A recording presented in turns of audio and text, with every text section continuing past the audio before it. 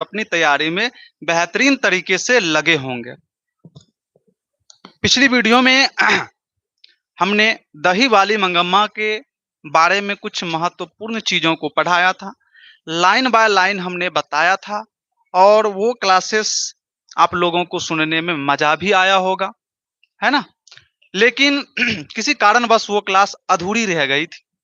हम उसी क्लास को पूरी करने के लिए आए हुए हैं, ठीक है? जल्दी से आप लोग लाइव में जुड़ जाइए और कमेंट में आप लोग अपना-अपना नाम बता दीजिएगा जल्दी से, ताकि हम भी जान पाएँ कि कौन-कौन विद्यार्थी जी आ गए हैं और क्लास के लिए तैयार है। जल्दी से शेयर कर दीजिए, सबों को बुला लीजिए। मंगम्मा, दही वाली मंगम्मा कहानी जो है वो चलने वाली है ना?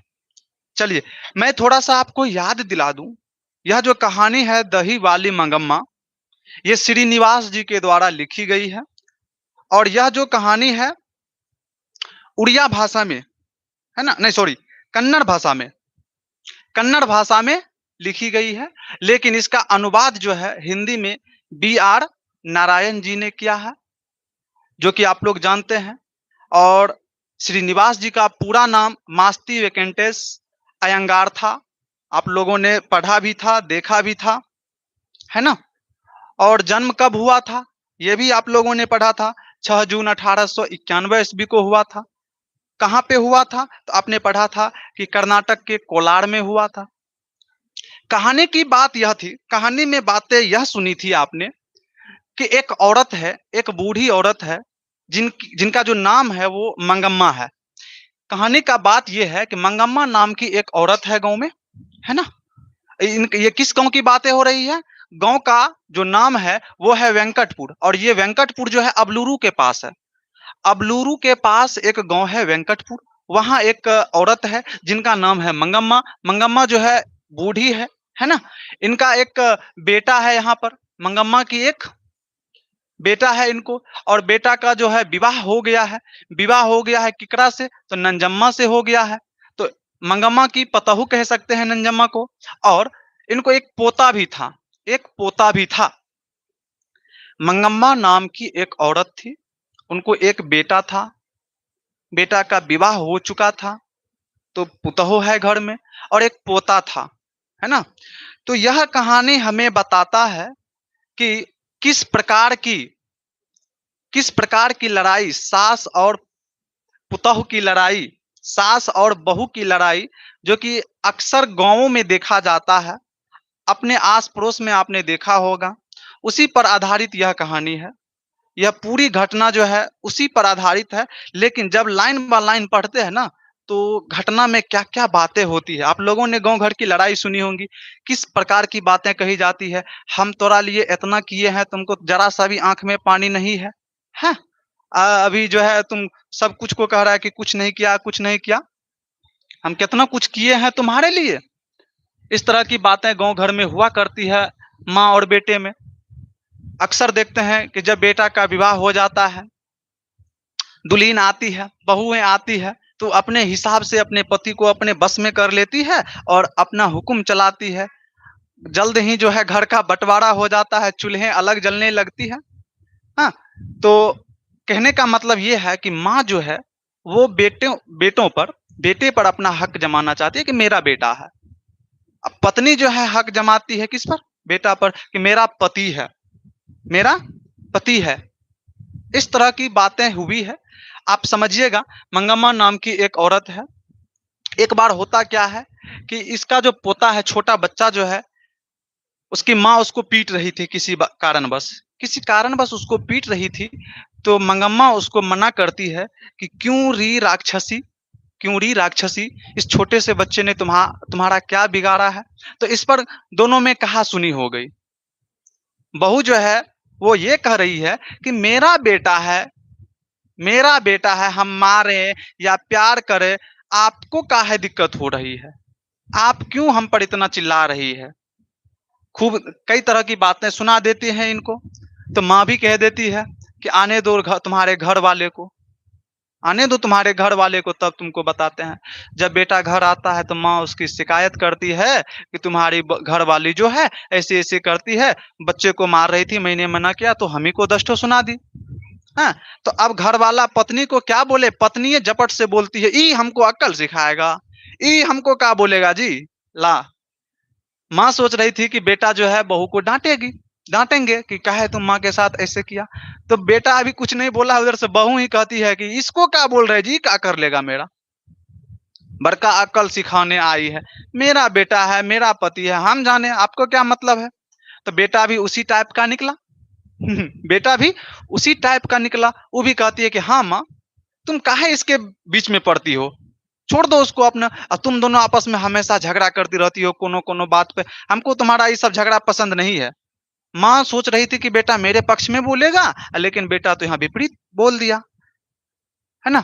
तब माँ को इस बात का दुख हुआ, मंगम्मा को इस बात की दुख हुई कि जिस बेटे को मैंने बचपन से पाल पोस कर बड़ा किया, विवाह किया, सब कुछ किया, वो बेटा आज इस तरह से बोल रहा है।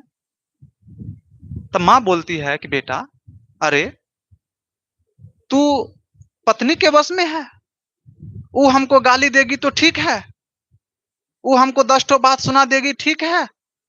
मतलब कई तरह की बातें जी, गांव घर की घटनाएं हैं, तो आप समझ सकते हैं कि क्या क्या बातें हुई होगी वहां पर। और आपने लाइन बाय लाइन पढ़ा भी था कल कि कैसी बातें वहां पर हो रही थी। तो बेटा ने भी स्पष्ट कह दिया। फिर माँ कहती है कि यदि वो कहेगी कि तुम अलग हो जाओ, तुम हमको अलग भी कर दोगे। तो बेटा बोलता है कि तुम्हारी मर्जी, तुम अलग होना चाहते हो तो हो लो। इस बात का और ज्यादा तकलीफ हुआ मंगम्मा को, और वो कहती है कि आज दोपहर से ही हम अलग होंगे, आज दोपहर से ही हम अलग होंगे। और ये सभी बातें जो है, ये सभी बातें जो है मंगम्मा किसको बता रहे हैं, माँ जी को। किसको बता रहे हैं, माँ जी को। अब ये माँ जी कौन है, ये माँ जी है लेखिका, जो इस कहानी की रचना की है, जिनका नाम है श्रीनिवास, पूरा नाम मास्ती वेंकटेश अयंगार, है ना। उनको ये सभी बातें सुना रही थी। कब, जब दही बेचने के लिए जाती थी, अपने गांव से जाती थी, वेंकटपुर से कहाँ जाती थी, बेंगलुरु। कहाँ जाती थी, बेंगलुरु। बेंगलुरु जाती थी, जो 3 मील दूर है। कितना मील दूर है, 3 मील दूर थी, है ना। 3 मील दूर थी, बहुत ज्यादा इनको पैदल चलना पड़ता था। सर पे दही की मटकी लेकर के ये जाती थी दही बेचने के लिए, और अपने घर की सभी बातें को किनसे शेयर करती थी, किनको सुनाते थे, माँ जी को, यानी कि लेखक को। किनको सुनाते थे, लेखक को। हाँ, मंगम्मा जो है माँ जी किसको कहा करती थी, लेखक को। ठीक है, यहां तक आपने कल समझा था, सुना था। अब यहां से आगे हम बढ़ाते हैं उस कहानी को। आगे क्या होता है, आगे इस महिला के साथ, मंगमा के साथ क्या होता है। अभी क्या है कि सास बहू बेटा पोता सब जो है, सब में मतभेद चल रहा है, सब अलग है। अर्थात बेटा पतोह और पोता तीनों एक है, और माँ को अलग कर दिया गया है। अब अपना दुखड़ा जो है ये माँ जी को सुना रही है। यहां से आगे क्या होता है ये हम आपको बताएंगे, आप लोग तैयार रहिएगा। लाइन बाय लाइन पढ़ने में ये चीज होता है क्या, कि जो भी बातें वहां पर कही गई है वो आपको सुनने को मिलेगा। लड़ाई झगड़ा होते हैं ना, तो कई सारे बातचीत होते हैं जो कि सुनने के लिए छूट जाता है। तब कहता है कि तू ऐसा बोला था तब ना हम बोले थे, वो बोला था तब ना हम बोले थे, ऐसा हो जाता है। तो हम यहाँ पर दोनों की बातें सुनाएंगे, मंगमा ने क्या कहा, फिर नंजमा ने क्या बोला, फिर बेटा ने क्या बोला। तब एक आदमी और था इस बीच में, है, इसको थोड़ा देख लीजिएगा, रंगप्पा को। अब थोड़ा इस पर चर्चा करेंगे। उस गांव का 1 नंबर का लंपट जुआरी ये था रंगप्पा। इसके बारे में थोड़ा सा आज हम लोग जानेंगे। इसी पर जो है कहानी को हम और आगे बढ़ाएंगे। आइए, चलिए, सभी कोई यहाँ तक समझ चुके थे, यहाँ तक देख चुके थे सभी कोई। हम आगे बढ़ते हैं और आप लोग देखिएगा कि यहाँ से आगे की घटना क्या होती है। आगे बढ़ाएं, चलिए देखिएगा। कहा था यहाँ पर, तब मंगमा ने कहा, ये माँ जी ने कहा कि बेकार के झगड़े उठ खड़े होते हैं, उससे संबंधित सभी लोगों को बेहिसाब दुख उठाना पड़ता है। कुछ दिन बाद मंगमा बोली, माँ जी आप भली हो, माँ जी आप भली हो। एक दिन फिर मंगमा आई और बोलती है कि माँ जी आप भली हो, मेरे पास थोड़े पैसे हैं। मंगमा बोलती है कि माँ जी मेरे पास कुछ रुपये हैं, उसको कहीं आप बैंक में जमा करवा दीजिए, बैंक में आप रखवा दीजिए, मेरे पैसे को बैंक में रखवा दीजिए, उन पर कई लोगों की आंखें लगी है। मंगमा आई कहती है कि माँ जी मेरे पास कुछ पैसे हैं, उसको आप बैंक में रखवा दीजिए, मेरे पैसे पर जो है कुछ लोगों की नजर लगी हुई है, कुछ लोगों की नजर लगी हुई है। मैंने पूछा, अर्थात लेखिका ने पूछा कि मंगमा ऐसा क्या हो गया है? वह बोली कि माँ जी कल की ही बात है, हमारे गांव में रंगप्पा नाम का एक आदमी है, वह कभी कभार जुआ उआ खेलता था, बड़ा शौकीन तबीयत का है, बड़ा रंगीन तबीयत का है, लंपट जुआरी है ना, तबीयत का है। तब मैं दही लेकर के आ रहा था तो वह कहीं से टपक पड़ा और पूछने लगा, क्यों मंगम्मा अच्छी तो हो? मैंने कहा क्या अच्छा क्या बुरा तुमको पता नहीं है क्या? कहता है कि ये रंगप्पा जो है वो आज हमको रास्ते में मिला, है ना, और वो पूछती है कि क्या बात है मंगम्मा, ठीक ठाक हो ना?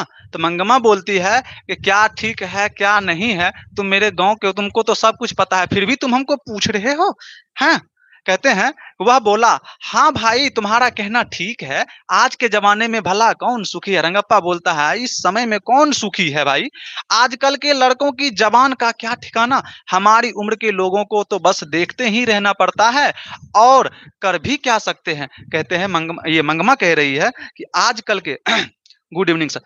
कहते हैं कि आजकल के लड़कों का क्या कहना, आजकल के लोगों का क्या कहना, वैसे भी हमारी उम्र की बुढ़िया लोगों को क्या सुनना पड़ता है, देखना पड़ता है, सिर्फ देखना, और कर भी क्या सकते हैं उसका।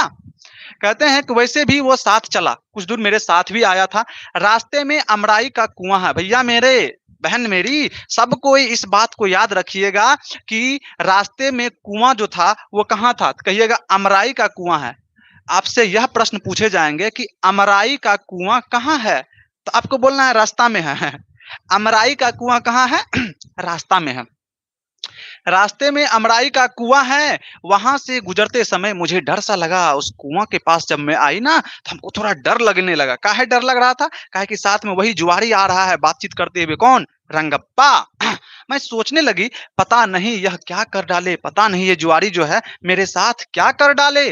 आंटी आंटी में काफी पैसे थे, मेरे आंचल में कई बहुत सारे पैसे भी थे, हमको लगा कि कहीं ये पैसा ना छीन ले, हाँ, कहीं इसी के लिए तो पीछे नहीं आया। हमको डर लग गया माँ जी कि वो रंगप्पा जो है कहीं मेरे पैसे छीनने के विचार में तो नहीं है। जरा चूना दोगी? वह बोलता है, रंगप्पा बोलता है कि मंगमा जरा चूना दोगी? चूना, पान खाती थी ना मंगमा, तो उसको लगा कि इसके पास चूना होगा, चूना होगा, और मंगमा ने चूना दे भी दिया था, उसके पास से दे दिया, मैंने दे दिया और वह लेकर के चला गया। उस दिन तो चूना लेकर के चला गया। याद रखिएगा, रंगप्पा जब पहला दिन उसको रास्ते में मिला था तो क्या मांगा था? तो आप कहिएगा पहला दिन चूना मांगा था। क्या मांगा था? चूना मांगा था। आज भी आते समय वहीं आकर मिला, माँ जी, माँ जी उस दिन तो चूना मांगा, आज फिर रास्ता में मिल गया। कहता है कि इधर उधर की बातें करता, बीच में बोला, मंगमा जरा तकलीफ में हूँ, बहुत सारी इधर उधर की बातें की, फिर बोलता है कि मंगमा मैं थोड़ा सा तकलीफ में हूँ, दिक्कत में हूँ, परेशानी में हूँ, थोड़ा सा कर्ज दोगी? थोड़ा सा कर्ज दोगी? पैसा दोगी? पैसा, पैसा जो है उधार दोगी हमको? पैसा दोगी हमको? कर्जा दोगी हमको? इस बार रागी बेचते ही लौटा दूंगा, तुम हमको पैसा दो, हम जो है रागी को बेच करके इस बार तुमको कर्जा चुका देंगे, कर्जा चुका देंगे, ऐसा मैंने बोली। मैं बोली अरे भैया मेरे पास पैसे कहाँ है? मंगमा बोलती है कि भैया हमारा पास पैसा कहाँ है? तो अब वह कहने लगा, तब रंगप्पा जो है वो कहने लगा कि तुम्हारे पास पैसा नहीं है? नहीं है? जाने दो मंगमा, हमें क्या पता नहीं है? हाँ, पैसे को यहाँ वहां गाड़ कर रखने से क्या मिलता है? पैसा को इधर छुपा करके उधर गाड़ के रखने से क्या फायदा? क्या फायदा मंगमा? फिर थोड़ी देर बाद वही बोला कि तुम्हारा बेटा तुम्हारे साथ रहता तो मैं कर्ज नहीं मांगता। वही जो है रंगप्पा बोलता है कि मंगमा तुम्हारा बेटा तुम्हारे साथ रहता तब हम नहीं मांगते कर्जा। काहे कि हमको पता है कि तुम अपना बेटा का पुतोह का ख्याल रखती हो, कुछ ना कुछ बना करके देती रहती हो, तो पैसा इधर उधर खर्च होता होगा। लेकिन अभी तो हमको पता है कि सब अलग है, तो तुम्हारे पास जो पैसा पैसा आ रहा है दही बेच करके, वो तो तुम्हारे पास ही है ना, तुम उसको छिपा करके इधर उधर रख रही होगी। हमको कुछ दे दो, हम तकलीफ में हैं। कहता है कि मैं जानता हूं तुम अपनी बहू के लिए कोई ना कोई चीज बनवाती रहती थी, पहले जब साथ में थी तब बनवाती थी, अभी साथ में नहीं हो तो नहीं बनवाती है। देखिए ना माँ जी, औरत अगर अकेली हो जाती है तो लोगों की आंखें उसकी तरफ लग जाती है। मंगमा कह रही है माँ जी को, माँ जी हमको लगता है कि वो हमको अकेली समझ करके ना हमारा पीछा पड़ गया है, हमको किसी तरह से जो है वो बहलाने फुसलाने में लगा हुआ है। हाँ, अकेली अकेली समझ करके। कहते हैं कि मैंने मंगमा से कहा कि मैं अपने घर वालों से पूछ करके बताऊंगी। माँ जी ने कहा कि तुम हमको कहती है कि बैंक में पैसा रखवा दीजिए, हम अपना घर वाला से पूछ करके बताएंगे, हम अपना घर वाला से पूछ करके बताएंगे। मैंने उसे इस बात को कह करके मैंने उसे इस बारे में कोई बात नहीं की। दूसरे दिन मंगमा ने दही लेने के बाद आंटी एक थैली निकाली। फिर दूसरा दिन आती है मंगमा, दही जब दे देती है तब फिर से एक थैली निकालती है और माँ जी को बोलती है कि माँ जी अंदर चलिए, अंदर में थोड़ा सा गिन लीजिएगा, गिन करके रख लीजिएगा। तब मैंने बोला कि नहीं नहीं नहीं, अभी हम अपना घर वाला से नहीं पूछे हैं, अभी तुम अपने पास में रखो, अभी तुम अपने पास में रखो। मंगमा कहने लगी मुझे बहुत डर लगता है माँ जी, पैसा लेकर के आते हैं हमको बहुत डर लगता है। आज भी रंगप्पा आया था अमराई के कुआं के पास, वो रंगप्पा जो है आज भी हमारा पीछा लगा था। आज तो हद्दे हो गई माँ जी, आज तो आज तो हद ही हो गई। कहने लगा जरा बैठो मंगमा। अरे रे रे रे, रंगप्पा जो है आज कहता है कि मंगमा जरा बैठो यहाँ पर, का धूप में परेशान हो रही है, इतनी जल्दी क्या है, मेरे पास ये पैसे भी थे। माँ जी हमको डर लग रहा था, मेरे पास में पैसा भी था, दिल जोर से धड़कने लगा, अगर मैं नहीं रुकती तो वह जबरन बाह पकड़ के बिठा लेता। माँ जी हमको डर लग रहा था, अगर हम नहीं रुकते वहां पर, वो ऐसा आदमी था, ऐसा जुआरी आदमी था, ऐसा लंपट आदमी था, वो हमको हाथ पकड़ के वहां पर बैठा लेता। हाँ, और मैं इसी डर से जो है वहां पर बैठ गई। उसने बोला हम बैठ गए, वह दुनिया जहान की बातें करता रहा, इधर उधर की बातें करता रहा। बाद में मेरा हाथ पकड़ के बोला मंगमा तुम कितनी अच्छी हो। कहते हैं कि जवानी में घर वाले ने मेरा हाथ इस तरह से नहीं पकड़ा था, बाद में किसी ने भी इस तरह से हाथ नहीं पकड़ा था, आज इसने आकर के पकड़ा। माँ जी जानती हो आज तो हद ही हो गया, ये रंगप्पा जो है आज फिर रास्ता में मिला था, आज हमको कहा कि मंगमा जरा बैठो, इतनी जल्दी क्या है, बैठो, गपशप झाड़ने लगा और धीरे धीरे जो है वो जो है मेरा हाथ पकड़ लिया, ऐसे करके हाथ पकड़ लिया और अच्छा से बोलता है कि मंगमा तुम कितनी अच्छी हो। रे दादा, जानती हो माँ जी आज तक मेरा जो घर वाला था ना, घर वाला मेरा जो पति था, उन्होंने इतना प्यार से हाथ पकड़ के इतना पूछा था कि मंगमा तुम कितना अच्छी हो। और ये जो लंपट है, ये जो जुआरी है, आज मेरा उसी हैसियत से, घर वाला के हैसियत से मेरा हाथ पकड़ के बोलता है कि मंगमा तुम कितनी अच्छी हो। जब मैं जवान थी, जवानी में मेरा घर वाला ने ऐसा हाथ पकड़ा था, मेरा घर वाला जाने के बाद कहाँ चल गया था, और घर वाला दोसर औरत को लेकर के फुर्र था, दोसर औरत को लेकर के गायब था। हाँ, तो वो तो ऐसा क्या नहीं, उसके बाद भी किसी व्यक्ति ने हमको हाथ तक नहीं लगाया, लेकिन आज ये रंगप्पा जो है मेरा हाथ पकड़ लिया था। ऐसा कह रही है, कौन कह रही है, कौन कह रही है? आप लोग कहानी पर अभी ध्यान दीजिए, आप लोगों के लिए जो है ऑब्जेक्टिव क्वेश्चन तैयार है। कहानी सुन लीजिए ना, ऑब्जेक्टिव क्वेश्चन हम करवाएंगे आपको, कहानी को सुनिए आप लोग, ठीक है? तो रंगप्पा ये मंगमा जो है सारी बातें बता देती है माँ जी को। और क्या होता है आगे, कहता है कि मैंने हाथ छुड़ा लिया, उसने हाथ जो पकड़ा था मेरा, हमने हाथ छुड़ा लिया और पूछा क्या बात है रंगप्पा, अरे रंगप्पा क्या बात है, आज बड़े रंग में हो, आज बड़े मूड में हो, मिजाज में हो, मेरा अच्छापन देखने को तुम मेरे घर वाले हो क्या? तुम जो ऐसे बोल रहे हो, तू मेरा घर वाला है क्या? मेरा घर वाला है तू? कहते हुए मैं उठकर तेजी से चली गई। माँ जी कल उसने पैसे मांगे थे, आज उसने पान मांगा। पहला दिन आया था तो कहा चूना दोगी जरा, दूसरा दिन आया तो कहता है कि मंगमा हम तकलीफ में हैं, कुछ पैसे दोगी कर्जा, और आज क्या मांगा तीसरा दिन, आज मांगता है पान। क्या मांगता है? पान। याद रखिएगा, पहला दिन चूना, दूसरा दिन कर्जा, तीसरा दिन पान मांगता है, और पान मांगने के बहाने उसका हाथ पकड़ लेता है और उसको फुसलाने की, बहलाने की कोशिश कर रहा है ना। सोच रहा है इसका तो पति है ही नहीं, है ही नहीं, बेटबो अलगे रहता है। अब बुढ़िया के पास जो पैसा आ रहा है वो कहाँ जा रहा है, इसको फुसला लेते हैं, बहला लेते हैं, हमको देगी पैसा। ऐसा विचार करके रंगप्पा जो है उसके पीछे लगा रहता था। कहता है कि जिसने मरवे के ताले बैठकर मौन बांधकर गठबंधन करके हाथ थामा, वह कभी का चला गया। जो व्यक्ति मड़वा पर बैठ करके, मंडप पर बैठ करके, मुकुट पहन करके, शादी के गठबंधन में बंध करके, सिंदूर दे करके हमको अपना घर वाली बनाया था, वो आदमी तो कभी उस तरह से हाथे नहीं पकड़ा था। और ये जो है लंपट जुआरी, हाँ, वह पकड़ने आ गया। भरी जवानी में घर वाले ने मुंह मोड़ लिया। भरी जवानी में मेरा जो घर वाला है वो दूसर औरत के चक्कर में फिदा था। हाँ, कोई और होती तो यह सोचकर खुश हो जाती कि घर वाले पसंद नहीं किया, घर वाला तो पसंद नहीं है किया, चलो कोई तो आदमी पसंद किया हमको। दूसर औरत रहती तो ये बात सुन करके खुश हो जाती कि वाह वाह रंगप्पा, आहा, दूसर कोई औरत रहती तो ये बात सुन के खुश हो जाती। पर मैंने अपना धर्म नहीं छोड़ा। मैं जो हूं मंगम्मा, मैंने अपना धर्म नहीं छोड़ा।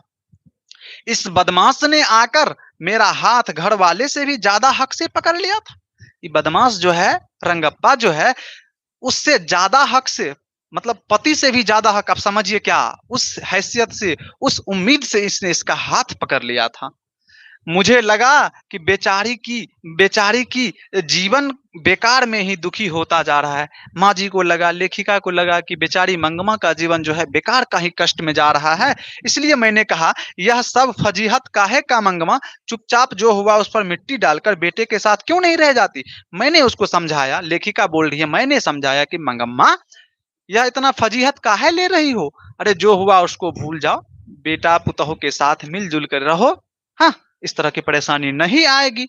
तब वो बोलती है कि मैं तो रह जाऊंगी माँ जी, पर वह रहने देगी तब ना, वो राक्षसी जो है, चुड़ैल जो है, वो रहने देगी तब ना, बेटे से यह सब बता दो। कहता है कि हाय राम, लेखिका बोलती है कि ये कह रही है कि सर आप मंगम्मा नहीं है। अरे भाई नहीं है, अभी हम तीनों चीज, हम रंगप्पा भी है, अभी मंगम्मा भी है, हम अभी सब कुछ है। आप अच्छे से समझने का प्रयास कीजिए बस। कहते हैं, ये लेखिका बोलती है कि अपना बेटा को ये सब बात बता दो कि रंगप्पा जो है हमको परेशान कर रहा है। तो मंगम्मा बोलती है कि राम राम राम राम, हाँ है हाँ, अगर उसको बता देंगे ना, वो राक्षसी जान जाएगी, बहू जो है जान जाएगी, तो भर गांव हल्ला कर देगी कि बुढ़िया के पीछे लगल है। हाँ, बहू जो है मुझे जाति से ही बाहर कर देगी, हमको और बदनाम कर देगी, वो और बदनाम कर देगी। मुझे देर हो रही है माँ जी, मैं चलती हूँ। इतना कह करके मंगमा चल देती है। कल अपने उससे पूछ कर रखिएगा। यह बात मंगमा बोलती है कि कल आप अपने उनसे पूछ कर रखिएगा, अर्थात आप अपने घर वाले से पूछ करके रखिएगा कि मंगमा जो है वो कुछ पैसे हमको देना चाह रही है, कहती है कि बैंक में जमा कर देने के लिए, उसका पैसा लें कि ना लें, ये आप पूछ करके रखिएगा। चलिए, बातें समझ में आई यहां तक। कहते हैं कि क्या बच्चे के लिए थोड़ी सी मिठाई लेकर टोकरे में रख ली थी। कहती है कि माँ जी मैंने बच्चे के लिए थोड़ी सी मिठाई लेकर के टोकरी में रख ली। मंगमा ने पहले ही बताया था कि उसके पोते को उसके पास वह आने नहीं देती है, इसलिए यह मुझे समझ में नहीं आया कि बच्चा कौन सा है। मैंने पूछा बच्चे के लिए कौन, और कौन सा बच्चा है। माँ जी मेरा पोता ही तो है, तुम ही तो कहा था कि वह तुम्हारे पास नहीं आता है। उसकी माँ तो मना करती है, बच्चा रुक सकता है क्या। भैया मेरे आप समझिएगा, कह रही है कि माँ जी आज जो है ना हम पोता के लिए, बच्चा के लिए मिठाई लेकर के टोकरी में रखे हैं। तो लेखिका पूछती है कि कौन बच्चा के लिए मिठाई रखी है, तुम तो कहती थी कि पोता को हमारा पास आने नहीं देता है उसकी माँ जो है। हाँ, तो मंगमा बोलती है अरे है तो पोतवे ना मेरा, माँ केतनो कि दादी के पास न जाना, वो चुराइयो नुका करके आइए जाता है। आ जाता है तो हम दही दे देते हैं, मिठाई दे देते हैं, लड़का खुश हो जाता है, उछलने लगता है कि आहा! दादी ने हमको दिया है ना? इसीलिए थोड़ा-सा ले लेती हूँ, कितनो है तो बच्चा थोड़े रुकता है। आप लोग भी रुकते हैं क्या? आपके परिवार में अगर झगड़े होते हैं माँ से दादी को, क्या आप दादी के पास जाने से रुकते हो? क्या आप दादी के पास जाने से रुकते हो? माँ कितनो मना करेगी कि दादी के पास नहीं जाना है, तो जेबे करेंगे। होता है कि नहीं? नहीं सर, कभी नहीं रुकते हैं, बिल्कुल जाते हैं दादी के पास। झगड़ा हुआ माँ में, दादी में, हमसे नहीं ना हुआ है। हम माइयों के पास जाएँगे, दादियों के पास जाएँगे। है ना? ऐसा हमने देखा है और किया भी है। आपके यहाँ भी इस तरह का होता होगा, आपके पड़ोस में भी ऐसा आपने सुनने को देखा होगा, सुनने को मिला होगा, है ना? Yes sir, yes sir, yes sir. चलिए आगे बढ़ते हैं हम। कहते हैं कि आँख बचाकर आ ही जाता है, बच्चा जो है छिप-छिप करके आ ही जाता है। कभी-कभी दूध भी पी जाता है, कभी दही माँग लेता है, थोड़ा-सा कुछ मिल जाने पर वह नाच उठता है, बच्चा है ना, खुश हो जाता है। ज़रा भी शोर मचाता है, मतलब जब जब बच्चा जो है ज़्यादा खुशी होने लगता है, तो मैं कहती हूँ, "अरे रे रे! आराम से, तुम्हारी माँ सुन लेगी।" कहते हो, चुप हो जाता है। बच्चों का खेल ही तो असली खेल है, उसी खेल में तो मज़ा आता है, बच्चे के खेल में। कहते हैं उसी के लिए थोड़ी-सी मिठाई लेकर रखी थी, वह सूकापुर है ना, उधर से ही आ रही थी। वहाँ एक आम का पेड़ है, उस पर बैठा एक कौवा झट से मिठाई की पुड़िया ले गया। आज कैसी अजीब बात हो गई, एक मिठाई की पुड़िया लेकर चली गई तो क्या होगा? फिर खरीद लो। कहती है कि मिठाई की एक पुड़िया जो है, एक कौवा लेके भाग गया था। अजीब बात हो गया है। ये लेखिका बोलती है, तो क्या हो गया? एक ले गई तो दूसरी खरीद लो। तो मंगमा बोलती है कि माँ जी, नहीं माँ जी, लोग कहते हैं कि कौवे से आदमी का स्पर्श नहीं होना चाहिए, कौवा से आदमी को स्पर्श नहीं होना चाहिए, नहीं छूना चाहिए। क्यों? क्योंकि उससे क्या होता है? कहते हैं कि उससे जान का खतरा हो जाता है। क्या ये बात सत्य है? क्या हम कौवे को छुएँगे, कौवे से हम स्पर्श करेंगे, छुएँगे उनको, तो जान को खतरा हो सकता है क्या? लोग ऐसा बोलते हैं। आपने अक्सर लोगों को बोलते हुए सुना होगा कि अगर आप रास्ते चल रहे हो, अगर बिल्ली ने रास्ता को लांघ दिया तो वेट करो, रुक जाओ, आगे खतरा होगा। ऐसा भी होता है, ऐसा भी आपने देखा है, सुना है। लोगों की कई प्रकार की मानसिकताएँ हैं। बिल्ली ने रास्ता लांघ दिया तो आगे खतरा है, आगे नहीं जाना है, ऐसा होता है क्या? कहता है कि मुझे लगा कि मेरे दिन पूरे हो चले, बाद में यह सोचकर खुशी भी हुई, चलो अच्छा हुआ। मंगमा बोलती है कि चलो अच्छा है, खतरा है तो मेरा दिन पूरा हो गया, अब चल जाएँगे। वैसे भी ज़िंदगी का क्या फ़ायदा जहाँ रोज़-रोज़ कलह क्लेश हो, झगड़ा लड़ाई हो, हाँ? यह जन्म किसी को भी नहीं चाहिए। अच्छा है जल्दी से भगवान के चरणों में पहुँच जाऊँगी। जो भी हो, आज ही हो। तुम भी कैसी पागलपन बात कर रही हो? फिर माँ जी उसको समझा रही है। पहले तो कौवे को आसानी से मिठाई मिल जाए ऐसा रख लो। अगर वह उठा ले जाए तो तो जान का खतरा। यह कौन-सी अक्ल वाली बात है? जाओ चुपचाप घर जाओ। तो आपको यह कहना कोई डर नहीं है? डर-वर कुछ नहीं, जितना झगड़ा होता है उम्र बढ़ती है, दोबारा उस बारे में मत बोलना। ये तो थोड़ी-सी हँसी-मज़ाक दोनों में हो जाती है। अरे जितना झगड़ा होता है सास-बहू में, उतना उम्र बढ़ता है दोनों का। दोनों एक-दूसरे को श्राप देगा, बुढ़िया जल्दी से टपक जाए, बुढ़िया नहीं टपकेगी और जीती है, लंबी उम्र लगती है उनको, है ना? एक-दूसरे को कहेगी कि भले इसको भगवान ले जाए, लेकिन भगवान दोनों में से किसी को नहीं ले जाते हैं, दोनों को और कहते हैं कि आप लोग और लड़िए, समाज को दिखाइए। हाँ। लड़ने से उम्र और बढ़ जाती है। ऐसा हँसी-मज़ाक वाली बातें हुई थोड़ा-सा और वहाँ से चलते हैं।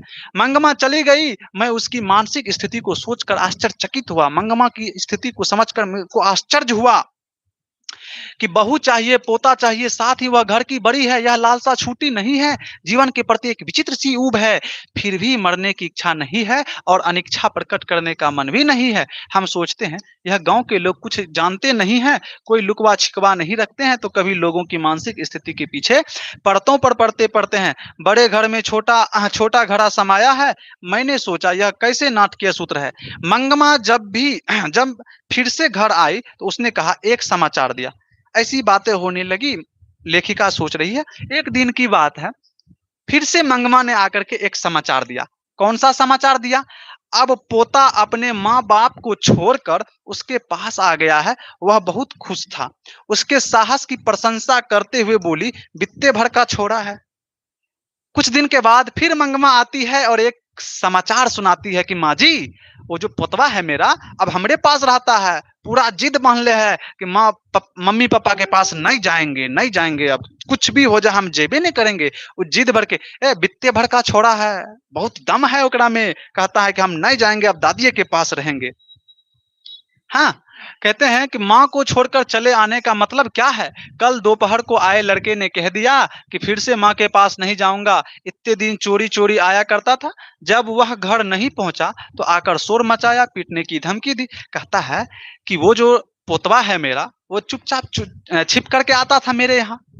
एक दिन उसकी माँ ने उसको मतलब पीटने की धमकी दी, कहा कि नहीं जाओगे नहीं तो बहुत मार मारेंगे। फिर भी पोतवा कह रहा है कि हम नहीं जाएँगे, हम यहीं रहेंगे, दादी के पास ही रहेंगे। हाँ, दादी के पास ही रहेंगे। ऐसा-ऐसा कह करके कहता है कि मैं नहीं जाऊँगा, वह कहकर मेरी टाँग पकड़ के खड़ा हो गया। पोता जो है दादी का पैर पकड़ के खड़ा है कि दादी हम आप ही के पास रहेंगे, हम घर नहीं जाएँगे। ऐसा नाटक कर रहा है, ऐसा बच्चा दिखा रहा है कि हम दादी से प्रेम करते हैं, हम दादी के पास ही रहेंगे। और कोई चारा नहीं देखकर माँ भी आई, उसके पापा भी आए, दोनों कहते हैं कि घर चलो, जल्दी चलो यहाँ से। लेकिन बच्चा कहता है हम नहीं जाएँगे, नहीं जाएँगे, हम यहीं रहेंगे। हैं? मैंने कहा जा बेटा, बुढ़िया कहती है कि बेटा जा, जा। उसके बाप ने भी आकर बुलाया पर मैं नहीं जाऊँगा, यह कहकर वह मेरे पास ही रह गया। 10 दिन से अकेले घर में सोती थी। ज़रा डर भी लगता था, जो भी हो मर्द का बच्चा है ना, मर्द का बच्चा है, देखो भगवान ने उसको कैसी अकल दी है। जवान बेटे ने मुंह मोड़ लिया है, यह बित्ते भर का पोता है, मैं तो हूँ, तुम चिंता मत करो। बाप रे बाप! पोता कहता है कि दादी मैं हूं ना, तुम चिंता मत करो। तो बुढ़िया कहती है माँ जी, हाँ, मेरा बेटा जो है वो हमसे मुंह मोड़ लिया है, लेकिन मेरा पोता जो है ये बित्ते भर का है, मतलब तो छोटा है, वो कह रहा है, मर्दांगनी दिखा रहा है कि दादी तुम चिंता मत करो, हम है ना, हम है तो क्या गम है, क्या गम है, कहकर आ ही गया। बहू ने तो सारी रात महाभारत मचाया है। बहू जो है घर में पूरा महाभारत मचाया है कि काहे गया वो वहां पर, लेकिन बच्चा जो है आ गया मेरे पास। कहते हैं कि लाख जोर लगाने पर भी वह नहीं गया। सुबह यहाँ आते समय तू अकेला कैसे रहेगा, यह कहकर उसकी माँ के दरवाजे पर ले जाकर खड़ा किया। जब मैं सुबह दही बेचने के लिए आ रही थी तब तब मैंने कहा बच्चे को कि बच्चा तू अकेले यहाँ क्या करेगा, जा माँ के पास चला जा, माँ के पास चला जा। और हम उसको उसके दरवाजे तक छोड़ दिए। जब वह भीतर चला गया तब मैं यहाँ आई हूँ। कहता है, फिर माँ जी बोलती है कि अगर अब वह बच्चे को पीटेगी तब तुम क्या करोगे, है तुम तो उसको घर पहुंचा दी है, अब उसकी माँ मारेगी उसको वहां पर, तब क्या होगा। तो मंगमा बोलती है कि अरे माँ जी, इस बात की खुशी नहीं होगी कि बेटा घर आया है, क्या उसकी माँ को इस बात की खुशी नहीं होगी कि बेटा जो है दादी को छोड़ करके हमारा पास आया है, खुशी होगी ना। अरे पास रहे तो मारने को मन नहीं करता है। देखो माँ जी, जब हम इकट्ठे थे तब मुझे भी यह नहीं लगता था कि मेरी बहू जो है सुंदर दिखती है, उसकी भौहें चढ़ी रहती है, वह जो है अभी बहुत सुंदर लगती है, इसलिए मेरा बेटा जो है उस पर लट्टू है, समझिएगा मेरे भैया। बुढ़िया कह रही है कि माँ जी, उसकी माँ को ये नहीं लगेगा कि मेरा बेटा जो है मेरे पास आ गया है।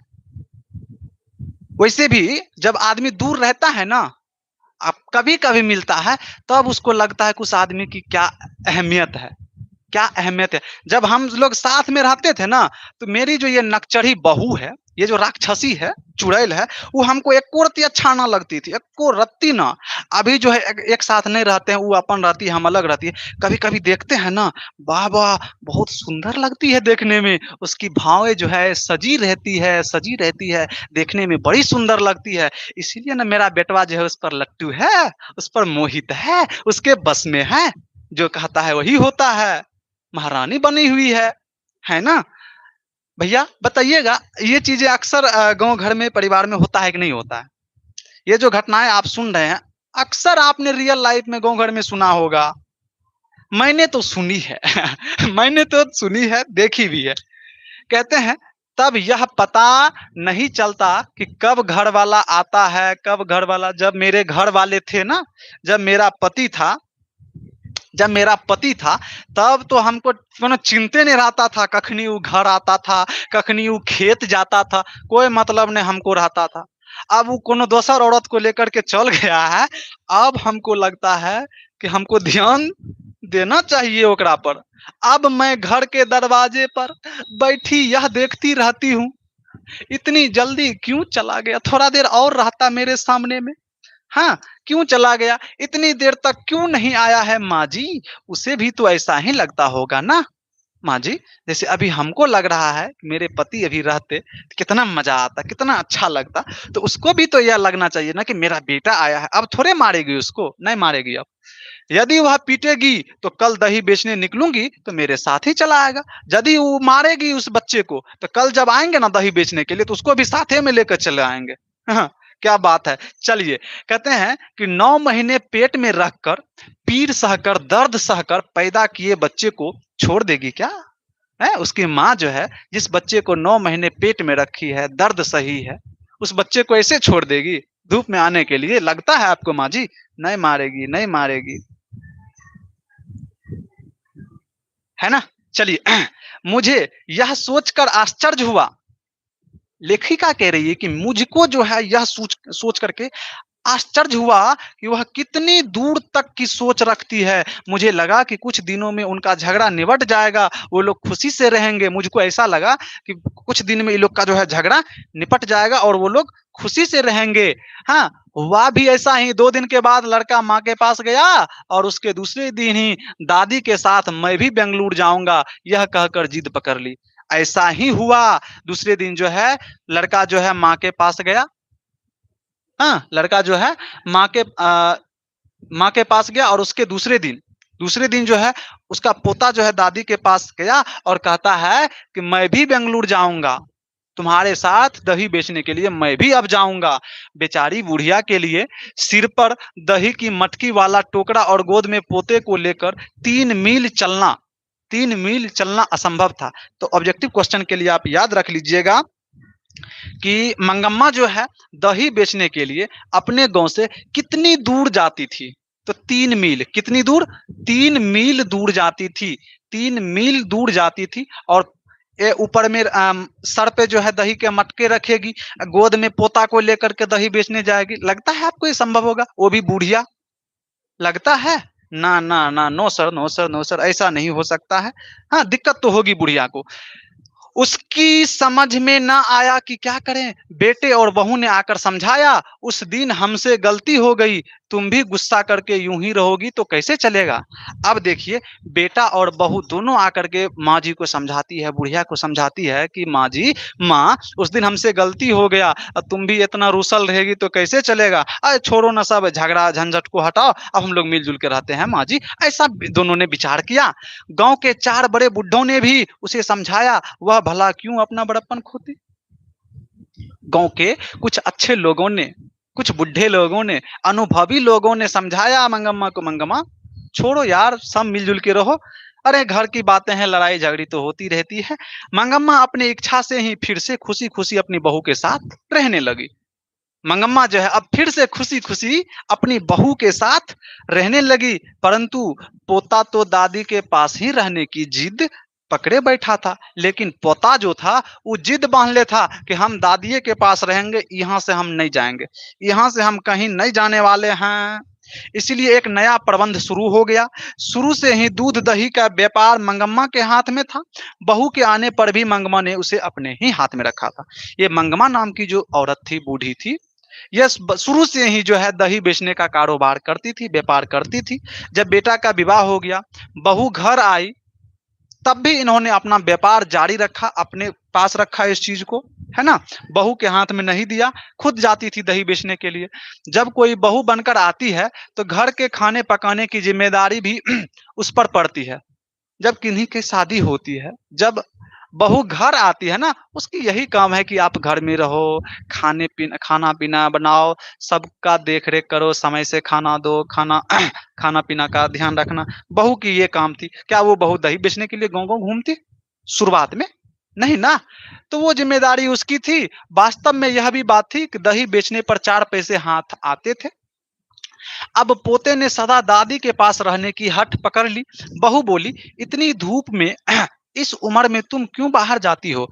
भला कितने दिन यह काम कर सकोगी? घर में ही खाना पीना बनाकर मालकिन की तरह रहो, दही बेचने का काम मैं देख लेती हूँ। अब जब दोनों साथ हो गया, बहू और पत्नी जब दोनों साथ हो गए हैं, तब कहती है कि माँ जी, इस उम्र में, इस बुढ़ौती में तुम दही बेचने का काम अब करती हो, धूप में जाती हो। तुम अब ये काम छोड़ दो, तुम अब घर में रहो, मालकिन बन के रहो। हाँ, दही बेचने का काम हम देख लेते हैं, हम देख लेते हैं। दही बेचने पैसा आएगा तो काम काज होगा ना, ये काम छोड़ना नहीं है, हम देख लेते इसको, आप जो है घर में रहो। अब कह दिया, साथ ही यह भी कहा कि कभी कभार मैं भी चलूंगी। मैंने भी कहा, बुढ़ौती में हम कहाँ जाएंगे, हमने भी सोचा चलो बढ़िया बात है, भले बच्चा जी, भले बहू तू ही ले लो, लेकिन कभी कभार हम भी जाएंगे तुम्हारे साथ। हाँ, तुम ही करो। एक दिन सास बहू दोनों आई और एक गोदी में बच्चा था। एक दिन की बात है, सास और बहू दोनों आई है दही बेचने के लिए। एक के गोदी में बच्चा था तो दूसरी की गोदी में दही की मटकी थी। दोनों आदमी पहुंचते हैं दही बेचने के लिए। कहाँ पर? उसी गांव में।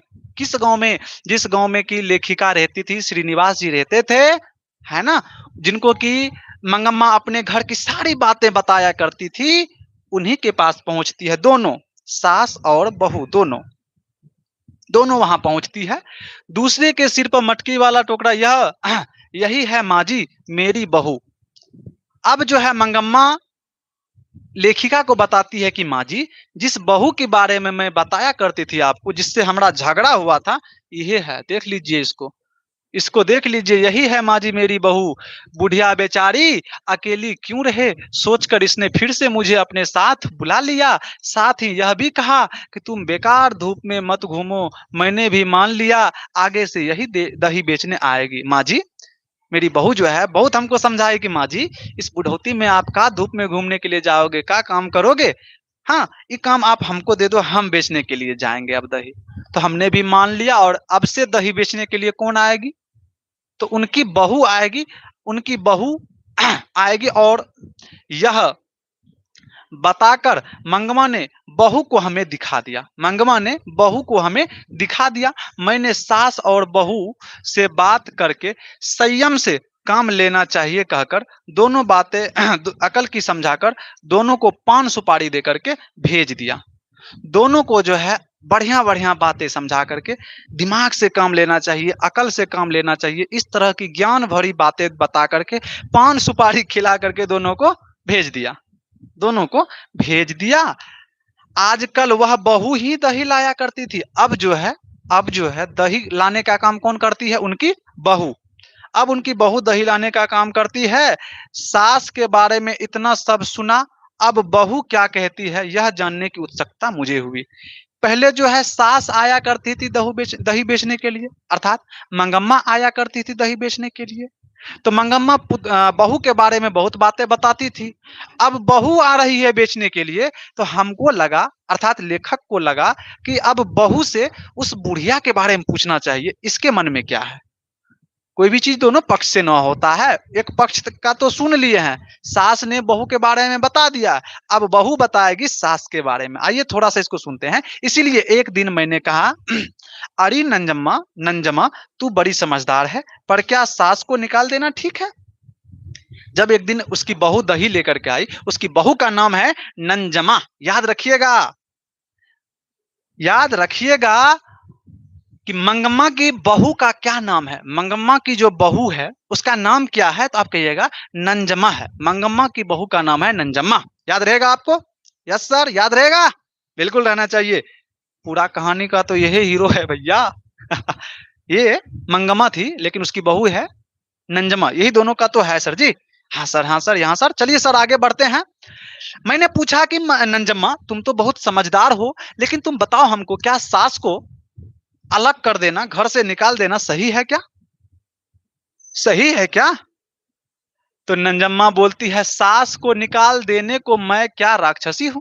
अरे वो जो हमको बोलती थी राक्षसी, चुड़ैल, भूतनी, सही है, मतलब सास है तो कुछ बोल देगी।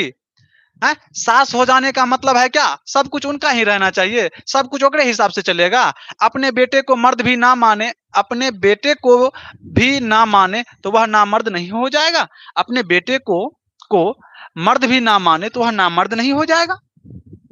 यह मेरा घर वाला है, मैं उसकी पत्नी हूं, भला मैं घर कैसे चलाऊं? है?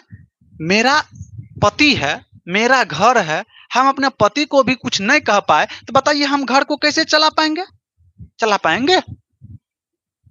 यह ठीक है कि उन्होंने जन्म दिया, मानते हैं कि उन्होंने जन्म दिया है, हाँ, जन्म दिया है, पाला पोसा है, चाहे तो वे ही अपने बेटे पर अपना हक रखे। बुढ़िया जो है अपना बेटा पर अपना हक रखती है, तो हम अपना बेटा पर हक ना रखें? हम अपना बेटा को मारेंगे तो मतलब कुछ भी, सास कुछ भी हमको बोल देगी? मतलब ऐसी बातें हो रही है यहाँ पर। मैं चुप रहूंगी क्या? ऐसा होगा तो हम चुप रहेंगे क्या?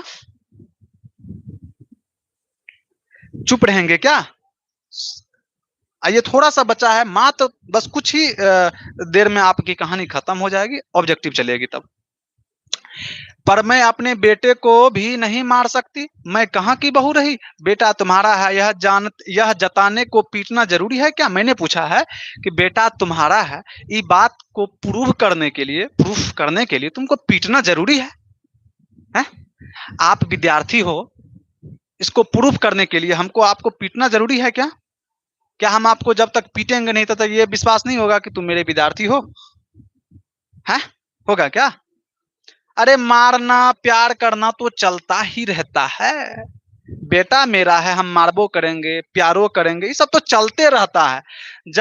जब मारते हैं तब पूछती है कि क्यों मारती हो, जब हम उसको प्यार करते हैं तब काहे ने पूछती है कि तू काहे प्यार करता है?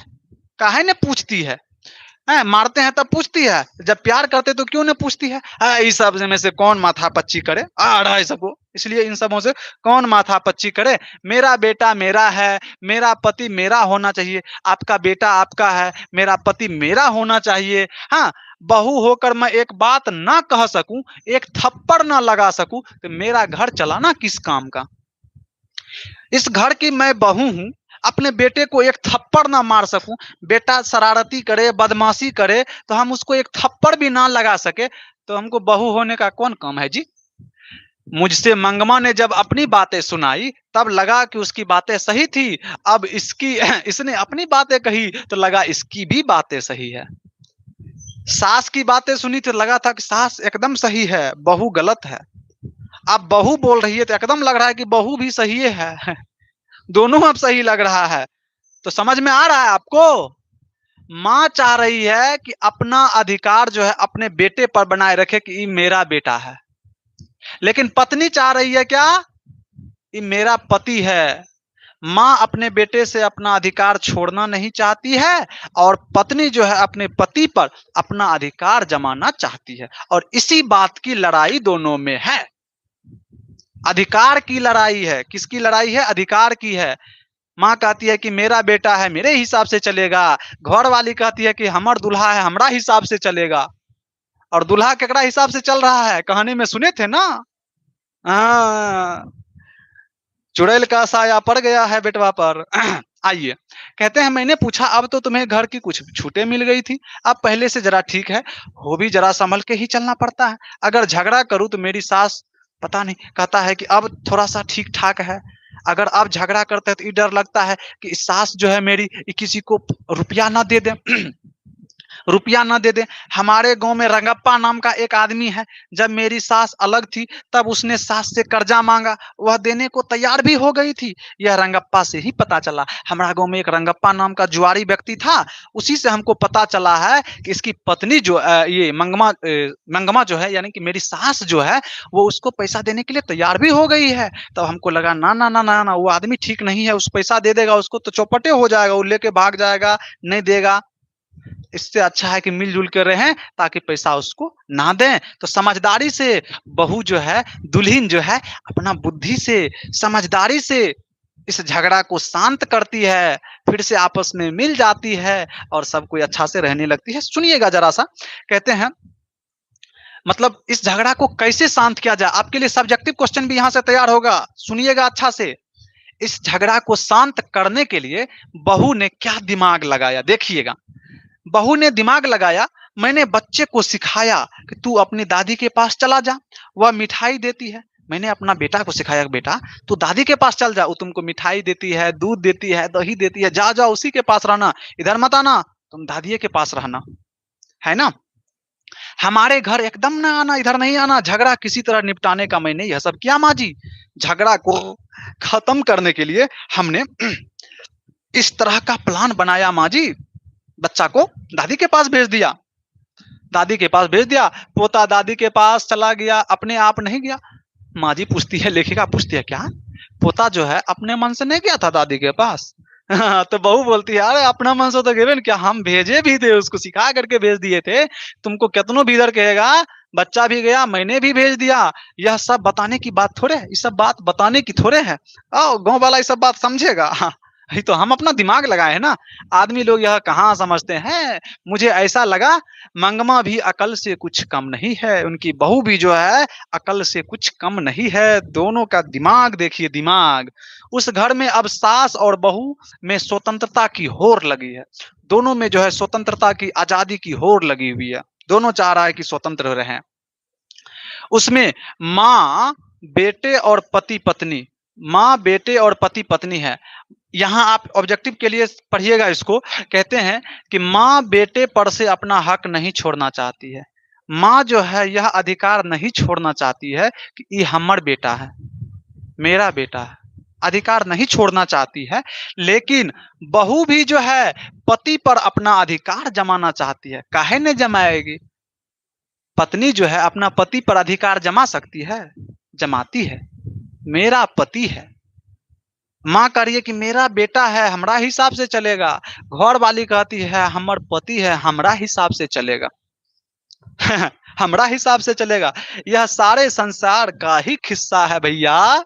यह जो कहानी मंगवा नंजमा और उसके बेटे में हो रही है, समझिए यह कहानी आपके गांव की है, हमारे गांव की है। हर घर में इस तरह की कहानी आपको मिल जाएगी। यस या नो? यस या नो? मिलती है ऐसी कहानी सुनने को, मिलती है आप लोगों को? मिलती है।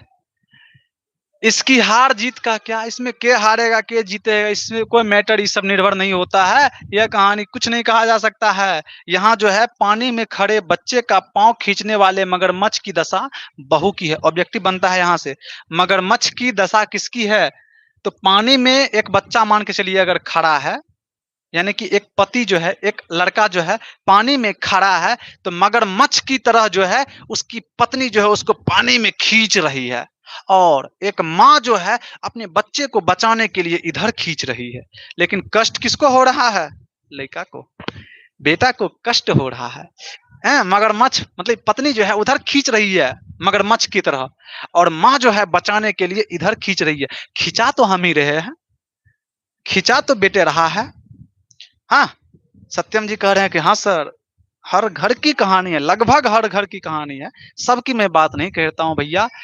कई कहीं ऐसे भी सभ्य लोग आपको मिल जाएंगे गांव में, जिसको जिसको की देखने की जरूरत है, जो अपने आप में एक मिसाल बनाए हुए हैं। इस तरह के भी परिवार गांव में मिलते हैं। लेकिन अधिकतर परिवार जो है इसी कहानी से भरा फला मिलेगा, है ना। मगरमच्छ की दशा किसकी है? बहू की। बहू जो है मगरमच्छ की भांति पति को पानी में खींच रही है। माँ जो है बच्चे को बचाने की चेष्टा करने के लिए इधर खींच रही है। दोनों की खींचातानी में कष्ट हो रहा है। किसको? बेटा को। ऊपर बाह पकड़े हुए बचाने की दशा में माँ है, बीच में बच्चे की चेष्टा करने वाले को कष्ट होता है। अब समझिए, मेरी पत्नी जो है अपना बस में रखने के लिए हमको अपना तरफ खींचेगी, है? वो हमको अपना बस में करने के लिए क्रीम उरीम पोतेगी, मेकअप उकअप करेगी, ताकि पति जो है इधर देख के इधर रहे, टनाटन रहे। हाँ, माँ जो चाहती है हम अपना हिसाब से बच्चे को चलाए, अपने हिसाब से घर को चलाए। हम कह भी किसको सकते हैं? ना माँ को कुछ कह सकते हैं, उधर तो कुछ कहिए नहीं सकते। कुछ कहे तो महाभारत शुरू। महाभारत शुरू, तुरंत उजाड़ पुजाड़ के रख देगा। तो समझदारी इसी में है, दोनों को समझ करके अच्छे से घर परिवार को चलाया जाए। यह कहानी हमें यह भी सिखाती है, यह भी सिखाती है। आइए, कहते हैं कि गाँव में यह बात दही बेचने वाली मंगवा के घर में है, तो शहर में दही लेने वाली मंगवा के घर में। गाँव में मंगवा के साथ हो रहा है दही बेचने वाली जो है, तो शहर में उसके साथ भी हो रहा है जो दही खरीदने वाली है। अर्थात कहने का मतलब है लगभग हर घर में यह कहानी है। पत्नी जो है पति पर अधिकार जमाना चाहती है, माँ जो है अपने बेटे पर से अपना अधिकार छोड़ना नहीं चाहती है। क्यों छोड़ेगी? है उसको जन्म दिया है, 9 महीने तक पेट में पाला पोसा है, फिर उसके बाद धरती पर आया, जन्म लिया बच्चा, तो हर तरह से उसको तैयार कर करके बड़ा किया, विवाह शादी किया, और एक चुड़ैल के खातिर, एक राक्षसी के खातिर उसको अलग कर दिया जाएगा? होना चाहिए ऐसा क्या? तो बहुओं को भी समझना चाहिए, इसीलिए कहते हैं कि पढ़ाई जरूरी है। पढ़िए, समझिए और सबके दुख दर्द को समझिए। माँ क्या चाह रही है, पति क्या चाह रहा है, पत्नी क्या चाह रही है, हर चीजों को समझना पड़ेगा। समझ में आया आप लोगों को? है जो भी लड़कियां सुन रही है, जो भी लड़कियां इस क्लास को देख रही है, आप लोग अच्छे से इस बात को दिमाग में सेट कर लीजिएगा कि आप लोगों को अपना घर कैसे चलाना है, अपनी सास से कैसे मिलके रहना है, अपने पति से कैसे मिलके रहना है। जो बहू जो है सास को अपनी माँ समझेगी ना, अपनी माँ समझेगी ना, उसको कभी दिक्कत नहीं होगा। और जो सास अपनी बहू को अपनी बेटी मानेगी ना, उसको कभी दिक्कत नहीं होगा। देखते हैं घर में क्या होता है। अपनी बेटी है, मान लीजिए मैं अपने उदाहरण लेता हूं कि मेरी माँ है और मेरी बहन है। अगर मेरी बहन घर में 8 बजे दिन तक सुतल है तो माँ को कोई दिक्कत नहीं है। वही उसी जगह पर यदि मेरी पत्नी सुतल रहे 8 बजे तक तो 10 ठो बात सुनाएगी। ए भाई उदाहरण दे रहे हैं, इसको ये मत कहिएगा कि सही में आपके यहाँ हो रहा, नहीं, उदाहरण दे रहे हैं हम आपको, इस तरह का सुनाती है ना? क्यों? उनको लगता है तो बहू है, बेटी थोड़े है, बहू है। तो हमरा कहने का मतलब यह है कि अगर सास यह सोचेगी कि यह बहू नहीं मेरी बेटी है, अगर बहू यह सोचेगी यह सास नहीं मेरी माँ है, तो वहां परेशानी नहीं होगा, यहाँ परेशानी नहीं होगा। और ऐसा रहना चाहिए। पढ़े लिखे विद्यार्थी है आप लोग, ऐसी ही माहौल बना करके रखना है आप लोगों को। आइए आगे बढ़े, खत्म करें इसको। कहता है कि यह नाटक चलता ही रहता है, इस नाटक का कोई अंत नहीं है, इसमें कोई हार जीत नहीं होता है, इसमें कोई हार जीत नहीं होता है, यह नाटक जो है चलता ही रहता है। मजा आया आप लोगों को कहानी सुनने में? जिन्होंने पूरी कहानी को नहीं सुना है, आपसे निवेदन है कि आप जाकर के पीछे लाइव क्लास खत्म होने के बाद अभी मत जाइएगा। अभी आप लोगों के लिए ऑब्जेक्टिव क्वेश्चन है। हमने जो कहानी में आपको पढ़ाया है वो चीजें हम आपसे अभी यहाँ पर पूछेंगे और आप उसका जवाब दीजिएगा, मजा आएगा। और हमें विश्वास है कि आप सभी लोग अच्छे से जवाब दीजिएगा, क्योंकि कहानी आप लोग ने मस्त अंदाज में पढ़ा है ना? हम आपसे कहानी पूछेंगे, क्वेश्चन पूछेंगे, आप लोग यह कीजिएगा कि जो भी चीजें आपसे छूट गई, आप जब भी आपको टाइम मिलेगा तो पीछे वाली क्लास में जाकर के उसको देख लीजिएगा। और जब हम लोग क्रैश कोर्स में आएंगे ना, तो क्रैश कोर्स में पूरा लाइन बाय लाइन हम नहीं पढ़ाएंगे आपको, समझ लीजिएगा। क्रैश कोर्स में आएंगे तो सीधा हम यहाँ पर खड़ा होंगे और पूरा कहानी आपको बोल करके सुना देंगे, सीधा सुना देंगे बोल के। अरे झगड़े लड़ाई वाला बात है ना, हाँ, झगड़ा देंगे, होगा तो किसी एक को खड़ो कर लेंगे, बगल में नाटके कर लेंगे। यहाँ पर आप लोगों को हमें समझाना है, हमको जो है आप लोगों को समझाना है, चाहे जैसे समझाना हो हम समझाएंगे आपको और आप इसको समझेंगे। चलिए, मजा आया आप लोगों को? आगे बढ़े। इस कहानी से 6 क्वेश्चन पूछे गए। पहला क्वेश्चन है कि मंगम्मा का अपनी बहू के साथ किस बात को लेकर विवाद था। हम ज्यादा चर्चा यहाँ नहीं करेंगे क्योंकि आपके लिए ऑब्जेक्टिव क्वेश्चन है, यहाँ पर देख लीजिए, है ना? थोड़ा सा समझते चलिएगा, थोड़ा सा, बस ज्यादा नहीं, थोड़ा सा समझिएगा। हमारे साथ न्यू जो विद्यार्थी जी जुड़े हैं, मैं नाम लेना चाहूंगा आप लोगों का। एक है सत्यम पटेल जी, एक है सत्यम सिंह जी, एक है रूपा सिंह जी, एक है अभिलाषा प्रिया जी।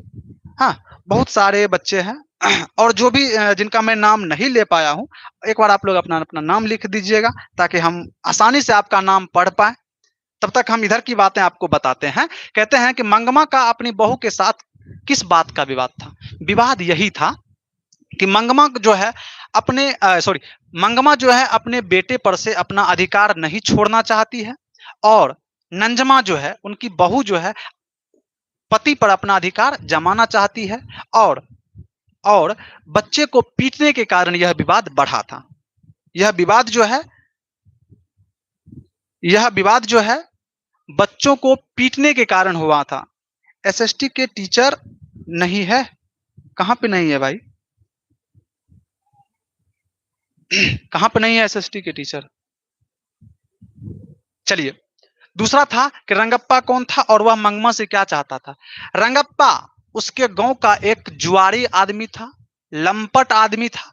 वह मंगमा से कर्जा चाहता था। क्या चाहता था? कर्जा चाहता था। और वह मंगमा को बहलाने फुसलाने के लिए बहुत प्रयास भी किया था। उसने उसका इज्जत मतलब उसकी हाथ भी पकड़ ली थी ऐसे करके, वाह मंगमा कितनी सुंदर लगती हो तुम, मतलब कुछ अलग दृष्टिकोण से उन्होंने मंगमा का हाथ भी पकड़ लिया था एक बार, है ना? उसको आप अपने हिसाब से बता सकते हो। सर आप बहुत अच्छा पढ़ाते हो, बहुत बहुत धन्यवाद। आइए हम यहाँ पर समझते हैं। कहते हैं कि बहू ने सास को मनाने के लिए कौन सा तरीका अपनाया?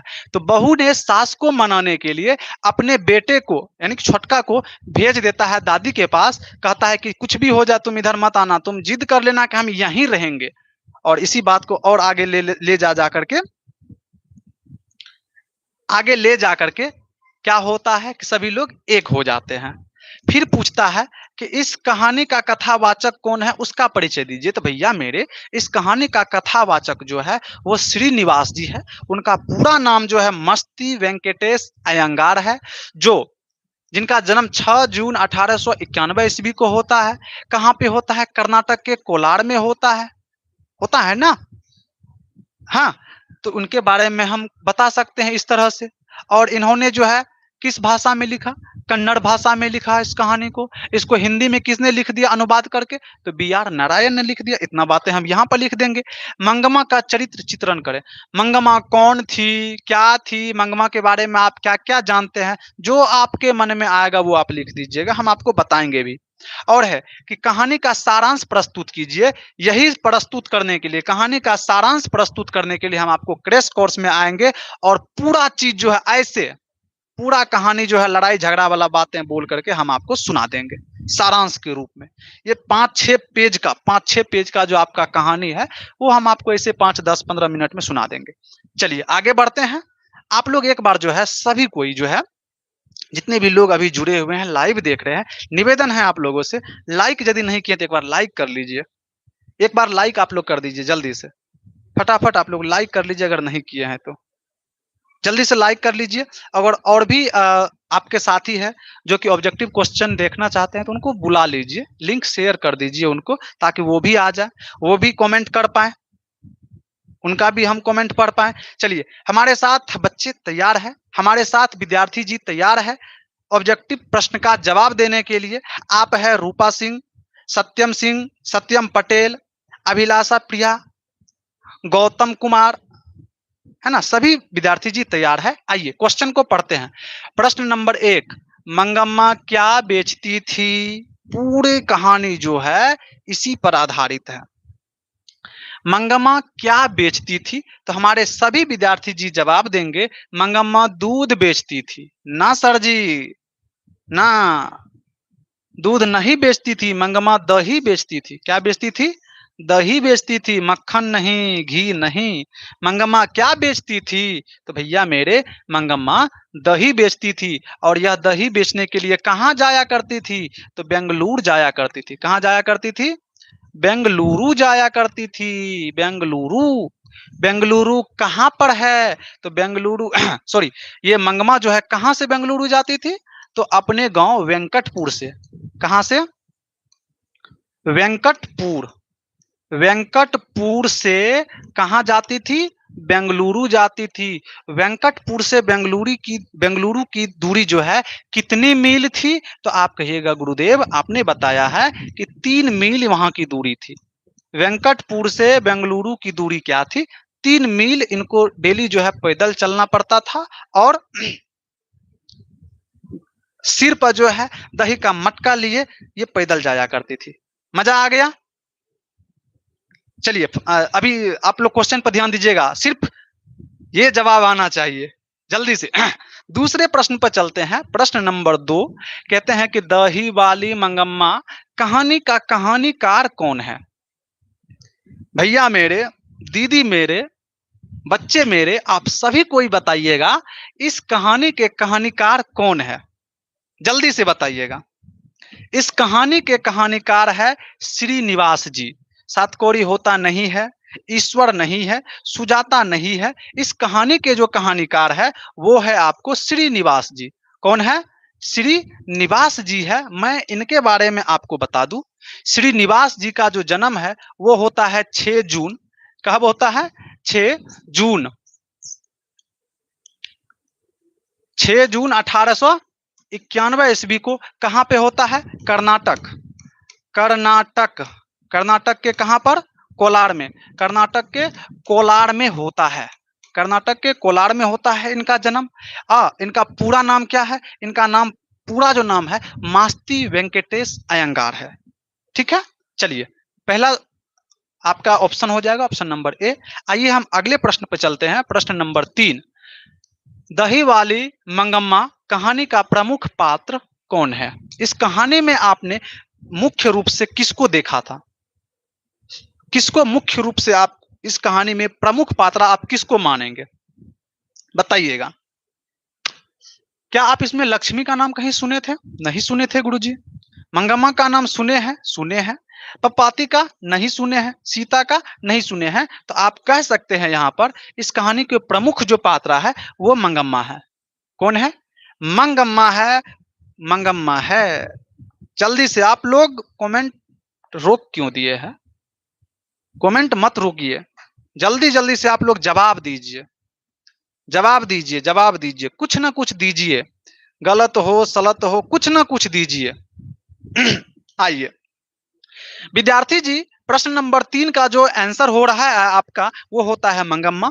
इस कहानी की प्रमुख पात्रा है आपका मंगम्मा।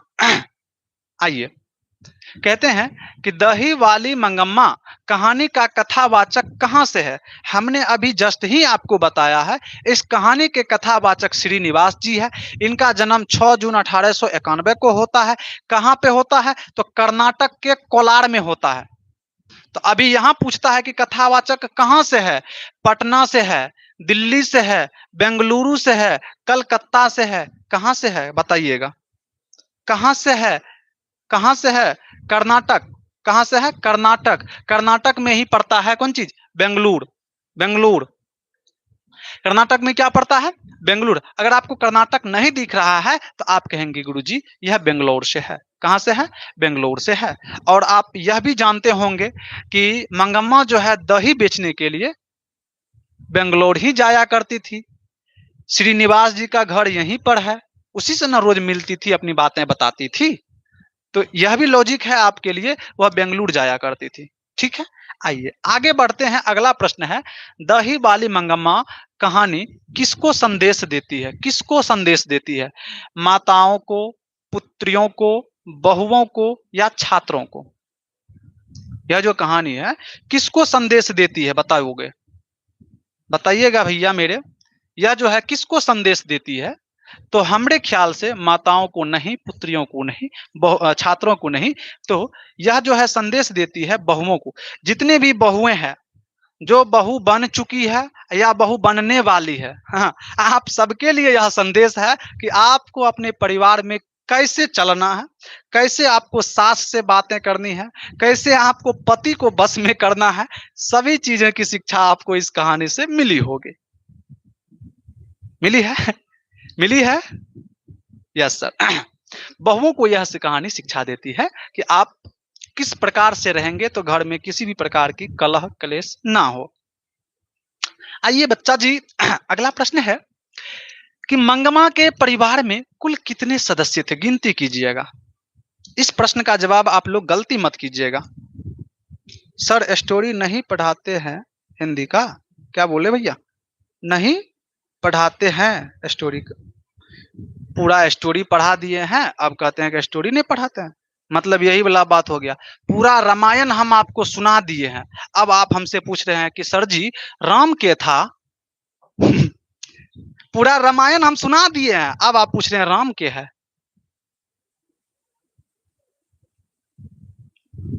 स्टोरी वही तो हमने अभी आपको सुनाया था, ये वर्णिका का है, फिर गोधूली का हम सुनाएंगे, है ना।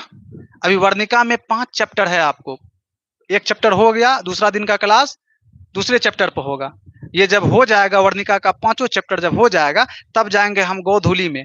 गोधूली में आपको पढ़ने को मिलेगा श्रम विभाजन, जाति प्रथा, विष के दांत, भारत से हम क्या सीखें, नाखून क्यों बढ़ते हैं, नागरी लिपि, इस तरह की कई सारे कहानियां आपको वहां मिलेंगे। कोई दिक्कत है आप लोगों को?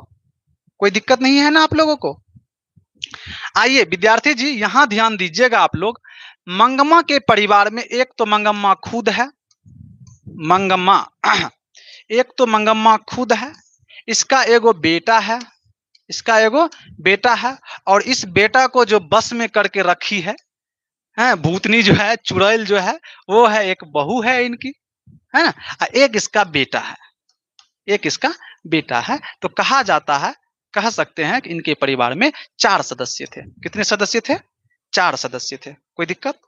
कोई दिक्कत है? नहीं होना चाहिए दिक्कत। हमारे प्यारे विद्यार्थी जी को दिक्कत नहीं होनी चाहिए। आइए अगले प्रश्न पर चलते हैं। कहते हैं कि श्रीनिवास का जन्म कहाँ हुआ था? कथावाचक, कथावाचक का जन्म कहाँ हुआ था? श्रीनिवास का जन्म कहाँ हुआ था? आप लोग यहां ध्यान दीजिएगा, आप लोग यहां ध्यान दीजिएगा। अभिलाषा जी कह रही कि सॉरी हमको नहीं पता था कि आप पढ़ा चुके हैं, हम स्टोरी पढ़ा चुके हैं, ठीक है। अब उसी के आधार पर हम प्रश्न पूछ रहे हैं। आइए आप लोग जवाब लगाइए यहाँ पर। हाँ आपको जब टाइम मिलेगा अभिलाषा जी, तो आप बैक में जा करके लाइव वाले सेक्शन में जा करके इस वीडियो का स्टोरी देख सकते हो, ठीक है। आइए अभी यहाँ पर ध्यान दीजिए, पूरा फोकस आपका यहाँ रहना चाहिए। कमेंट भी कीजिएगा तो आप यहाँ से कीजिएगा, प्रश्नों को देख करके कीजिएगा। हमारे साथ सत्यम पटेल है, सत्यम सिंह है, सभी बच्चे जो कह रहे हैं गुरुजी यहाँ बातें हो रही, श्रीनिवास कहाँ का था, तो कहाँ का था? बिहार का, उड़ीसा का, मध्य प्रदेश का या कर्नाटक का? तो हमने आपको बताया था इनका जन्म जो है कर्नाटक के कोलार में हुआ था, अर्थात कर्नाटक हम कह सकते हैं। जैसे मैं कहूंगा कि मेरा जन्म बिहार के सहरसा जिला में हुआ है, या सहरसा रहेगा तो सहरसा, सहरसा नहीं रहेगा तो बिहार, कुछ भी तो कह सकते हैं। तो कर्नाटक में हुआ है। मजा आ गया। आगे बढ़ते हैं। अगला प्रश्न है, कथाकार को वर्षों से मंगमा कौन सी वस्तु दिया करती थी? मंगमा जो है कथाकार को, लेखक को क्या दिया करता था बताइएगा? दूध देता था या दही देता था या मक्खन देता था कि घी देता था? क्या देता था बताइए? मंगमा जो है उसको दूध नहीं देती थी, घी नहीं देती थी, सब्जी नहीं देती थी, दही देती थी। क्या देती थी? दही देती थी, है ना। क्या देती थी? दही देती थी। कोई दिक्कत है आप लोगों को तो बताइए। मंगमा जो है इसको दही दिया करती थी। यस या no? Yes sir, yes sir, yes sir. बहुत मजा आया, बहुत ही अच्छा लगा सर। बच्चा जी, विद्यार्थी जी, अगर आप बिहार बोर्ड मैट्रिक की परीक्षा 2026 में देने वाले हो और अगर आपसे यह प्रश्न पूछा जाए कि मंगमा की बहू का नाम क्या था, तो आप सोचोगे क्या? अगर आपसे पूछ दिया जाए कि मंगमा की बहू का नाम क्या था, तो आप सोचोगे क्या? हमें तो नहीं लगता है, हमें तो नहीं लगता है कि आप नंजम्मा कहने में जरा सा भी शर्माओगे, जरा सा भी आपको शर्म नहीं लगेगी, बेइज्जती फील नहीं होगी कि हम इस क्वेश्चन का जवाब नहीं जानते हैं। आप सीधा टिक करेंगे नंजमा। मंगमा की जो बहू है, मंगमा की जो बहू है उसका नाम है नंजमा। क्या नाम है? नंजमा। मजा आया? याद रहेगा आपको? बिल्कुल याद रखिएगा। मंगमा सास सास है, नंजमा बहू है। सास और बहू के झगड़े पर यह कहानी आधारित था। अगला प्रश्न है, दही वाली मंगमा किस भाषा में रचित है? बताइएगा आप लोग। जल्दी से बताइएगा, हम आपके कमेंट का इंतजार कर रहे हैं। पहला जवाब किनका आता है बताइएगा। यह जो दही वाली मंगमा जो है किस भाषा में रचित है? जल्दी से बताइएगा, जल्दी से बताइएगा। अभिलाषा जी इधर ध्यान दीजिए, आप जल्दी बताइएगा आप कि दही वाली मंगमा जो है किस भाषा में रचित है। तो सत्यम पटेल कह रहे हैं सी नंबर ऑप्शन को देखा जाए सर जी। अभिलाषा जी कह रहे हैं बी नंबर को देखा जाए। बी नंबर तमिल में? राम राम राम राम राम राम, क्या हमने तमिल पढ़ाया है? नहीं, गलत बात, गलत बात। ऐसे नहीं बोलते हैं मेरे बच्चे। बोलते हैं कि दही वाली मंगमा कहानी जो है, यह जो कहानी है उड़िया भाषा में नहीं है, तमिल में नहीं है, गुजराती में नहीं है। यह जो कहानी है कन्नड़ भाषा में है। किस भाषा में है? कन्नड़ भाषा में है।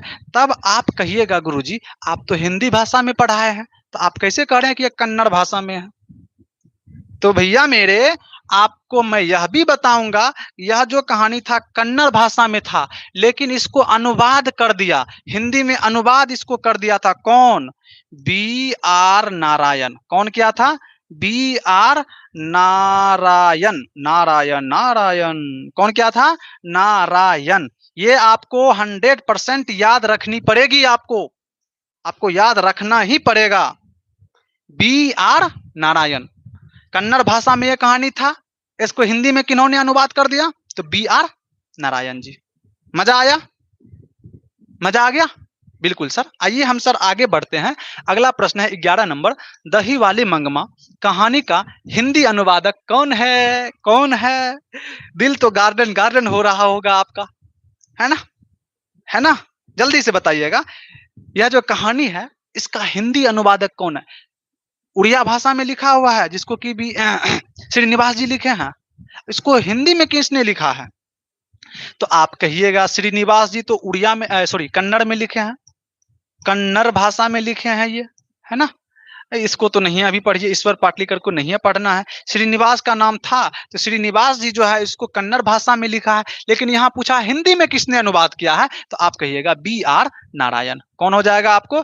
बी आर नारायण हो जाएगा। इसीलिए option number A is the right answer in this question. क्या आप लोगों को किसी भी प्रकार की कोई तकलीफ है? कोई तकलीफ है आपको क्या?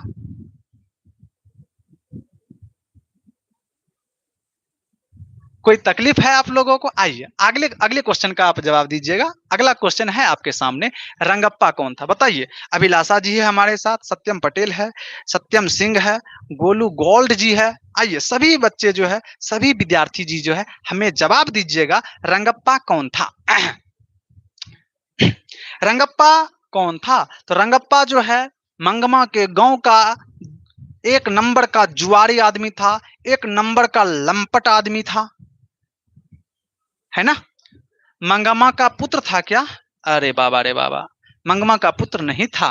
नंजमा का भाई था क्या? ना, बिल्कुल नहीं था। मंगमा का पुत्र था? नहीं भैया। तो आप कहिएगा गुरुजी इनमें से कोई नहीं था। आप जो हमको 4 गो ऑप्शंस दिए हुए हैं रंगप्पा के बारे में, हमको लग रहा है कि इनमें से कोई नहीं था रंगप्पा। तो हम पूछेंगे आखिर रंगप्पा था कौन? था कौन? तो आप कहिएगा रंगप्पा जो है मंगमा के गांव का एक जुआरी आदमी था। क्या था? जुआरी। जुआरी आदमी था। अगर आपको ऑप्शन में जुआरी नहीं रहेगा तो आपको लंपट रहेगा, लंपट रहेगा। ये रंगप्पा कौन था?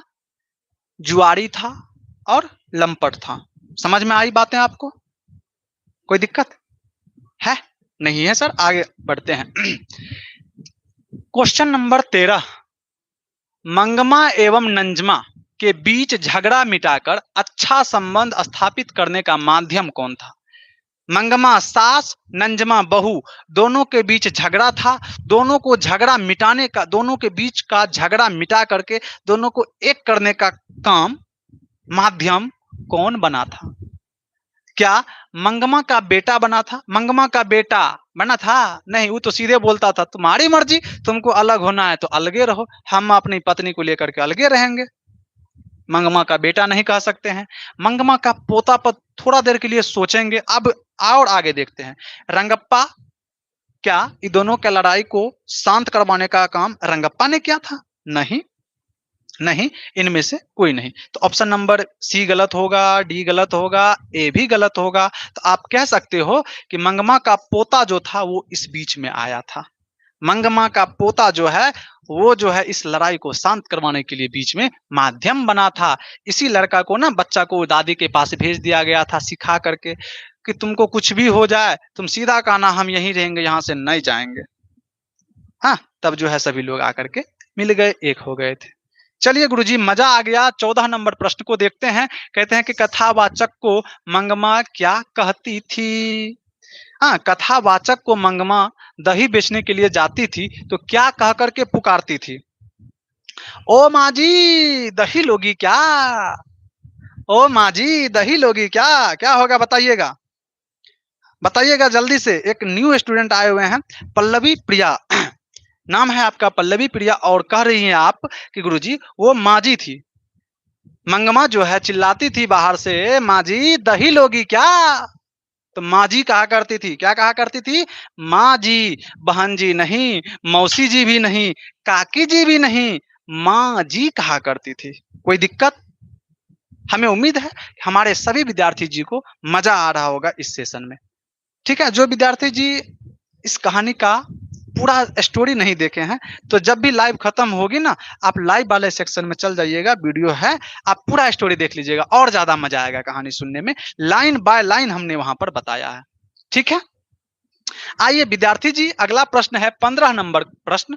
दही वाली मंगमा का कथावाचक कौन है? ये तो कहानी, ये तो पूछा हुआ है, फिर भी आप इसका जवाब दीजिए जल्दी से, जल्दी से दीजिएगा, यहाँ पर देर मत कीजिएगा। दही वाली मंगमा का कथावाचक कौन है? एक शिक्षिका है? कोई मास्टरनी है क्या? बेंगलुरु की एक संभ्रांत महिला है क्या? एक कलाकार है क्या? या इनमें से कोई नहीं है? तो आपका माइंड कह रहा होगा कि गुरुजी हमें लग रहा है कि बेंगलुरु में बेंगलुरु के आसपास जो है एक गांव है, बेंगलुरु के आसपास एक गांव है, छोटा सा गांव है वेंकटपुर। वहां की एक महिला जो है, एक औरत जो है, दही वाली मंगमा का कथावाचक कौन है?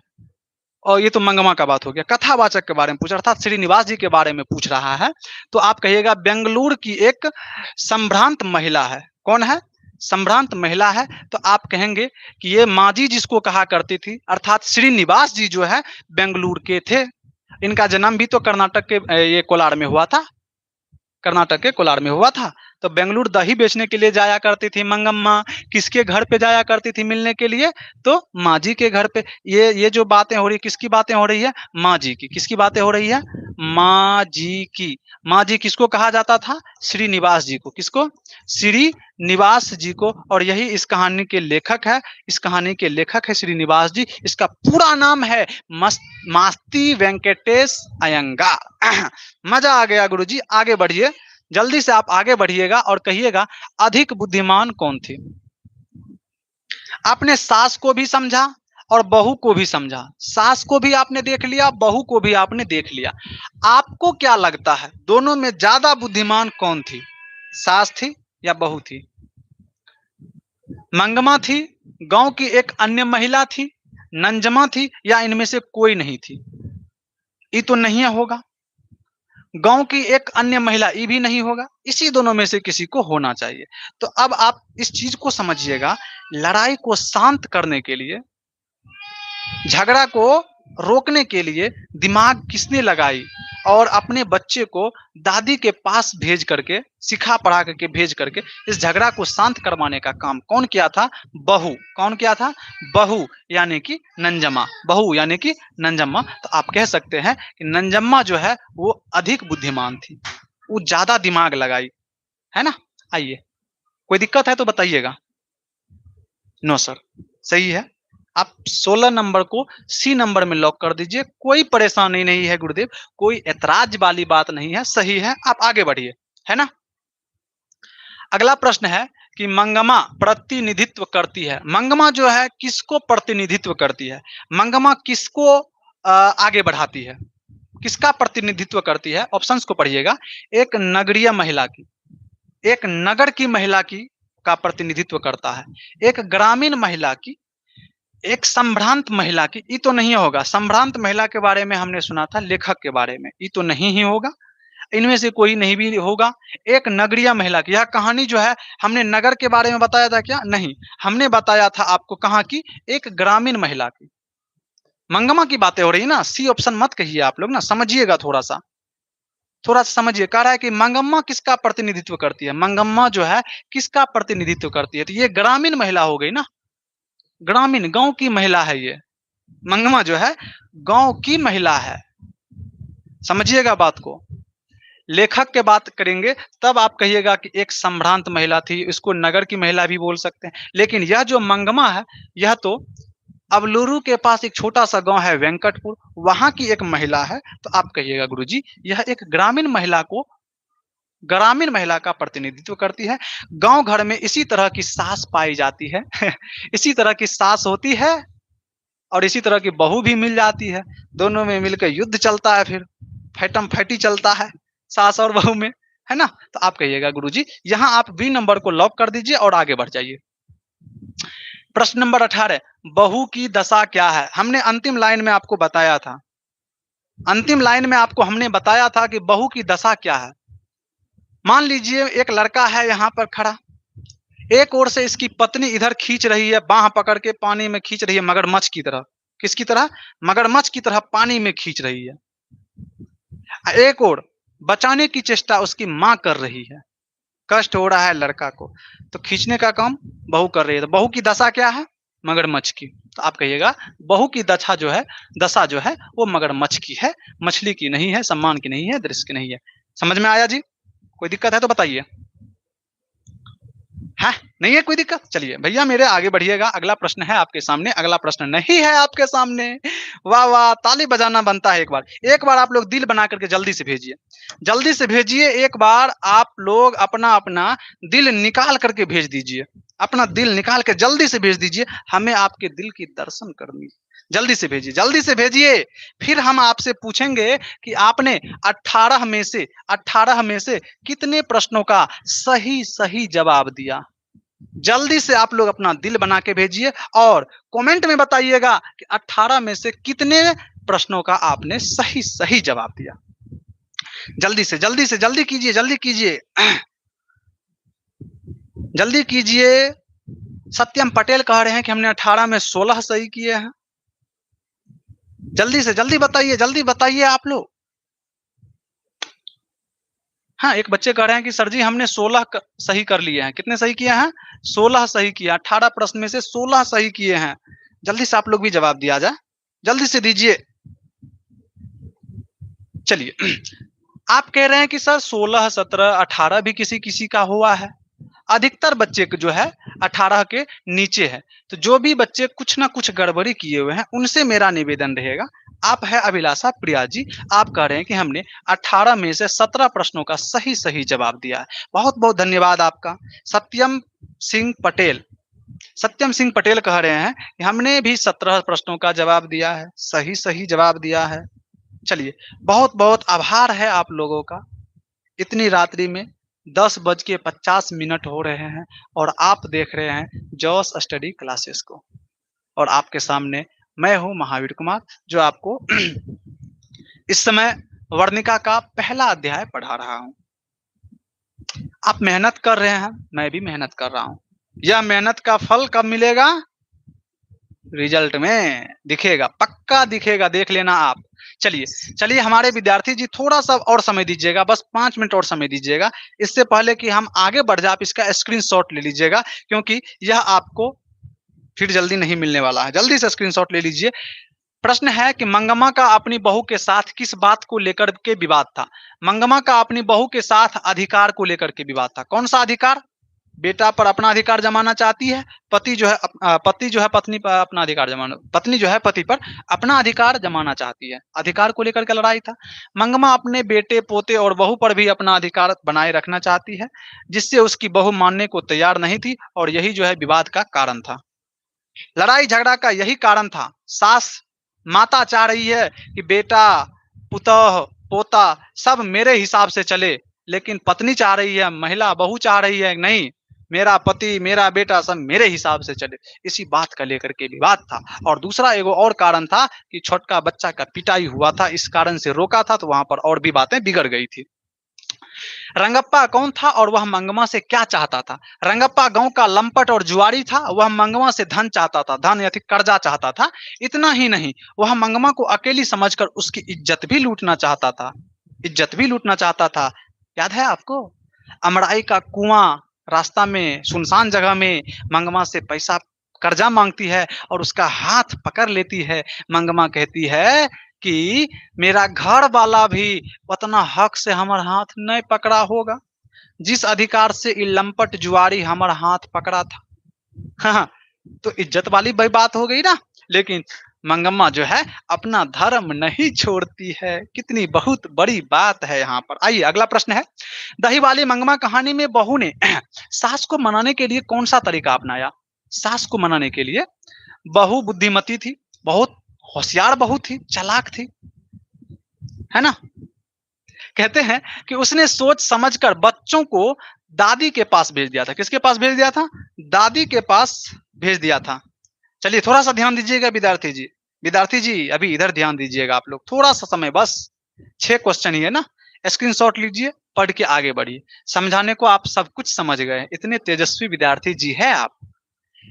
भेज दिया। बच्चा जब दादी के साथ बाजार जाने को मचल रहा था, तब बेटा बहू ने उसे समझाया। अपनी गलती भी उन्होंने स्वीकार कर ली। पोता जो है समझौते का जरिया बन गया। वह बहू की योजना थी, बहू की योजना थी।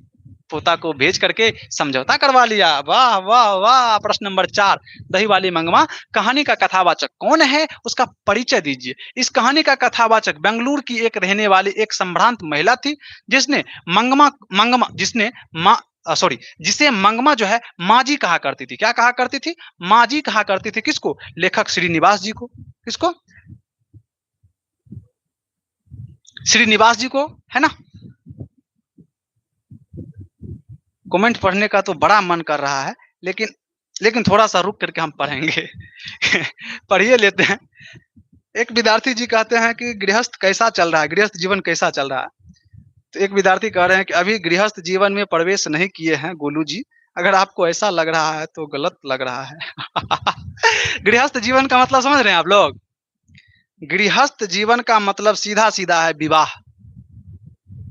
मानव के जीवन का यह 15वां संस्कार है, गृहस्थ जीवन। विवाह के बाद व्यक्ति जो है गृहस्थ जीवन में प्रवेश करता है।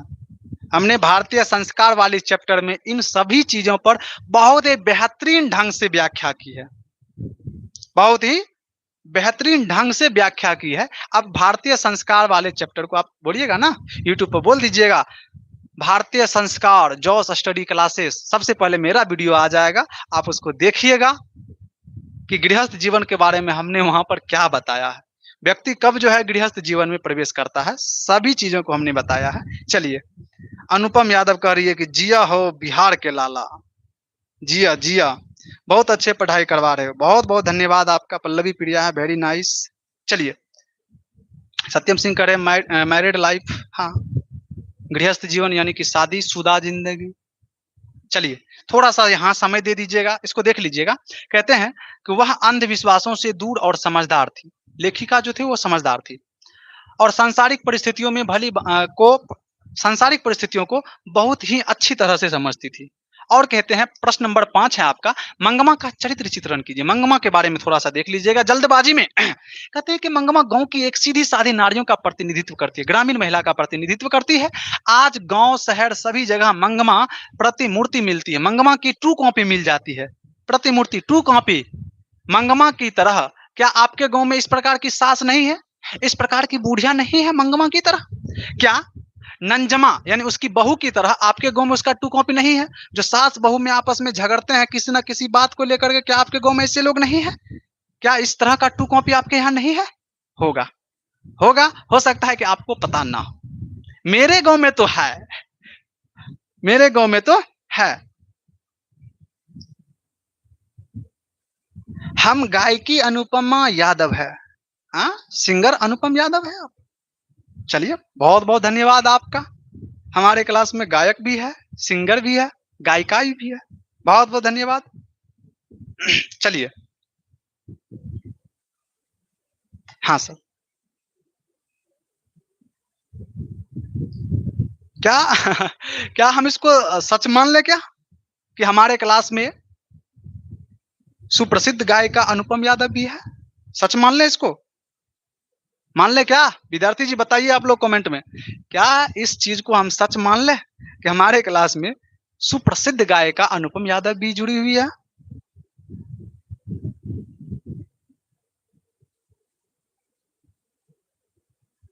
हाँ सर, हाँ सर। चलिए इस बारे में हम विचार करेंगे, सोचेंगे, तब तक हम अपने क्लास में आगे बढ़ते हैं। आइए, वह अपमान और कष्ट सहकर प्रतिष्ठा से रहना चाहती है। दिक्कत, शिक्कत, अपमान भी सह करके प्रतिष्ठा, इज्जत से रहना चाहती है। कैसे रहना चाहती है? इज्जत से रहना चाहती है। बेटे, बहू और पोते पर अपना अपना सर्वस्व, गलत है ये, सर्वस्व, सर्वदा, सॉरी, यहाँ पर होना चाहिए क्या? स्वत्व, क्या लिखा गया जी? अपने पोते पर अपना अपना जो है अधिकार सर्वदा बनाए रखना चाहती है। अधिकार जो है अपना बनाए रखना चाहती है। इस प्रकार वह एक भारतीय नारी है जो सम्मान के साथ जीना चाहती है। मंगमा के बारे में ये है। आइए हम आगे बढ़ते हैं और आपको छठे नंबर प्रश्न पे ले चलते हैं। कहते हैं कि दही वाली मंगमा कहानी का सारांश प्रस्तुत कीजिए।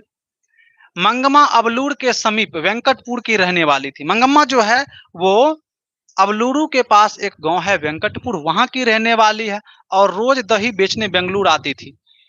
मंगमा का पति नहीं था। मंगमा का पति कहाँ चला गया था? वो दोसर औरत का साड़ी पकड़ के छुर्र आगे निकल लिया था वो। और बेटा बहू से गृह कलह के कारण अलग हो गई थी। मंगमा जो है अपने बेटों से, अपनी बहू से लड़ाई झगड़ा के कारण अलग हो गई थी। प्रत्यक्ष में तो इस झगड़े का कारण पोता की पिटाई थी, जो दिखने में आया कि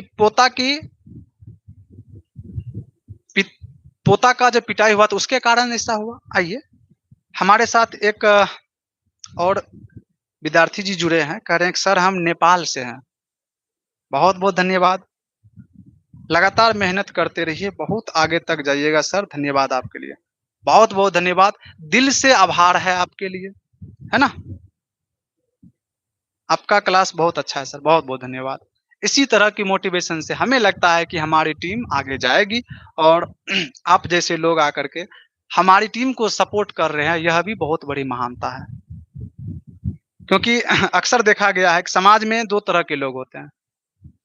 एक होता है कि जो आदमी आगे बढ़ रहा है उसको सहारा दे करके ऊपर पहुंचाता है। एक होता है कि देख रहा है कि थोड़ा सा आगे बढ़ा, टांग किधर है इसका, टांग खोजता है, पकड़ के उसको खींचना है। तू कैसे आगे बढ़ जाएगा, तू आगे बढ़ेगा, हम बढ़ने देंगे, उसको पकड़ के खींचता है नीचे। तो हमें खुशी हुई कि आप लोग उस तरह के लोग नहीं हैं।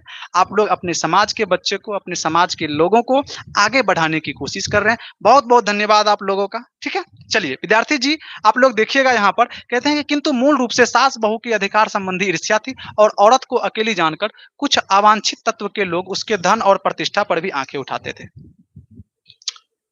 अनुपम यादव जी है जो कह रही है कि हम गायिका है। हम क्लास के बाद आपसे संपर्क करने की कोशिश करेंगे। क्लास खत्म होने के बाद हम आपसे संपर्क करने की कोशिश करेंगे। आप ऐसी कुछ व्यवस्थाएं कर दें कमेंट में ताकि हम आपसे संपर्क आसानी से कर लें। या हमारा नंबर है, आप इसको देख लीजिए एक बार, ताकि हम आपसे संपर्क आसानी से कर लें। ठीक है, आइए आगे बढ़ते हैं। ठीक है, आगे बढ़ते हैं। कहते हैं कि रंगप्पा भी ऐसा ही किया जिसे बहू की पैनी निगाहों ने तार लिया था। एक रंगप्पा नाम का जुआरी व्यक्ति था, इन्होंने भी ऐसा ही कुछ किया था। महिला को अकेली जान करके उसके पीछे लग गया था। उसको पीछे लगने के कई कारण थे। पहला तो था कि वो अकेली है, उसको अपने फेवर में ले लिया जाए। एक शब्द में समझिए कि उनको बाला फुसला करके अपना बना लिया जाए, चाहे क्योंकि उसका घर वाला तो है नहीं और उसके पास पैसा है, हमरा हो जाएगा। हाँ, पहला था कि उससे पैसा मिल जाएगा। दूसरा क्या था, नहीं बताएंगे हम। दूसरा समझ लीजिए, उसने पोते को उसके पास भेज दिया। एक नाटक किया। अब मंगम्मा पोतों के लिए भी मिठाई बाजार से खरीद कर ले जाने लगी। एक दिन कौवे ने उसके माथे से टोकरी से अंधविश्वास के कारण मंगम्मा भयभीत हो उठी। बहू के द्वारा नाटकीय ढंग से पोते को दादी के पास भेजा गया। अब बहू का मंत्र बड़ा कारगर सिद्ध हुआ। बहू का जो मंत्र है वो बड़ा कारगर सिद्ध हुआ और वो अपने बेटों को उसके पास भेज करके दूरी बढ़ने से भी प्रेम बढ़ता है, मानसिक तनाव घटता है। वह भी ऐसा ही मंगमा को भी बहू में सौहार्द और अपने पोतों में स्नेह नजर आने लगी।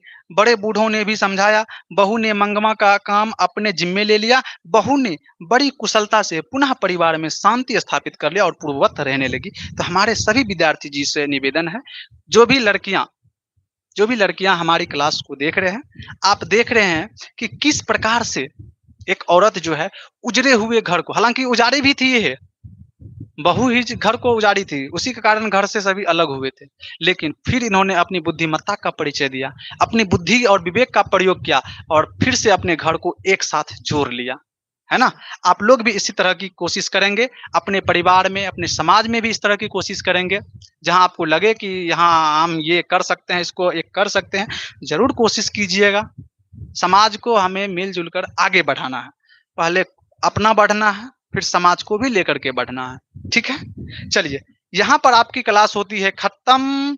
हम अपने सभी दर्शकों से जो विद्यार्थी के रूप में है, जो गायक के रूप में है, जो अभिभावक के रूप में इस वीडियो को देख रहे हैं, उनसे पूछना हम चाहेंगे कि आपको यह क्लास कैसा लगा?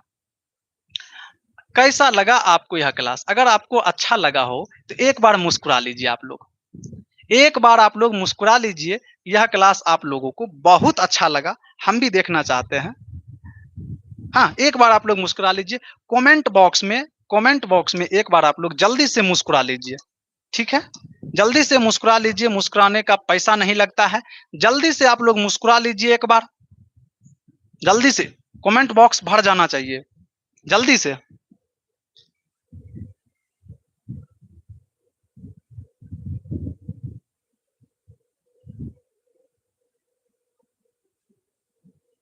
बहुत अच्छा, बहुत अच्छी बात है। हो गया जी, हो गया। चलिए, रात्रि अधिक हो रही है, हमने अपनी क्लासेस खत्म कर ली है। अब हम आपसे विदा चाहते हैं, हमें आप अनुमति दें कि हम क्लास को यहीं पर खत्म करें और आगे की प्रक्रिया को हम प्रारंभ करें, ठीक है? ठीक है, चलिए। तो आप लोग हंसते रहिए, मुस्कुराते रहिए, खाते रहिए, स्वस्थ रहिए, पढ़ते रहिए।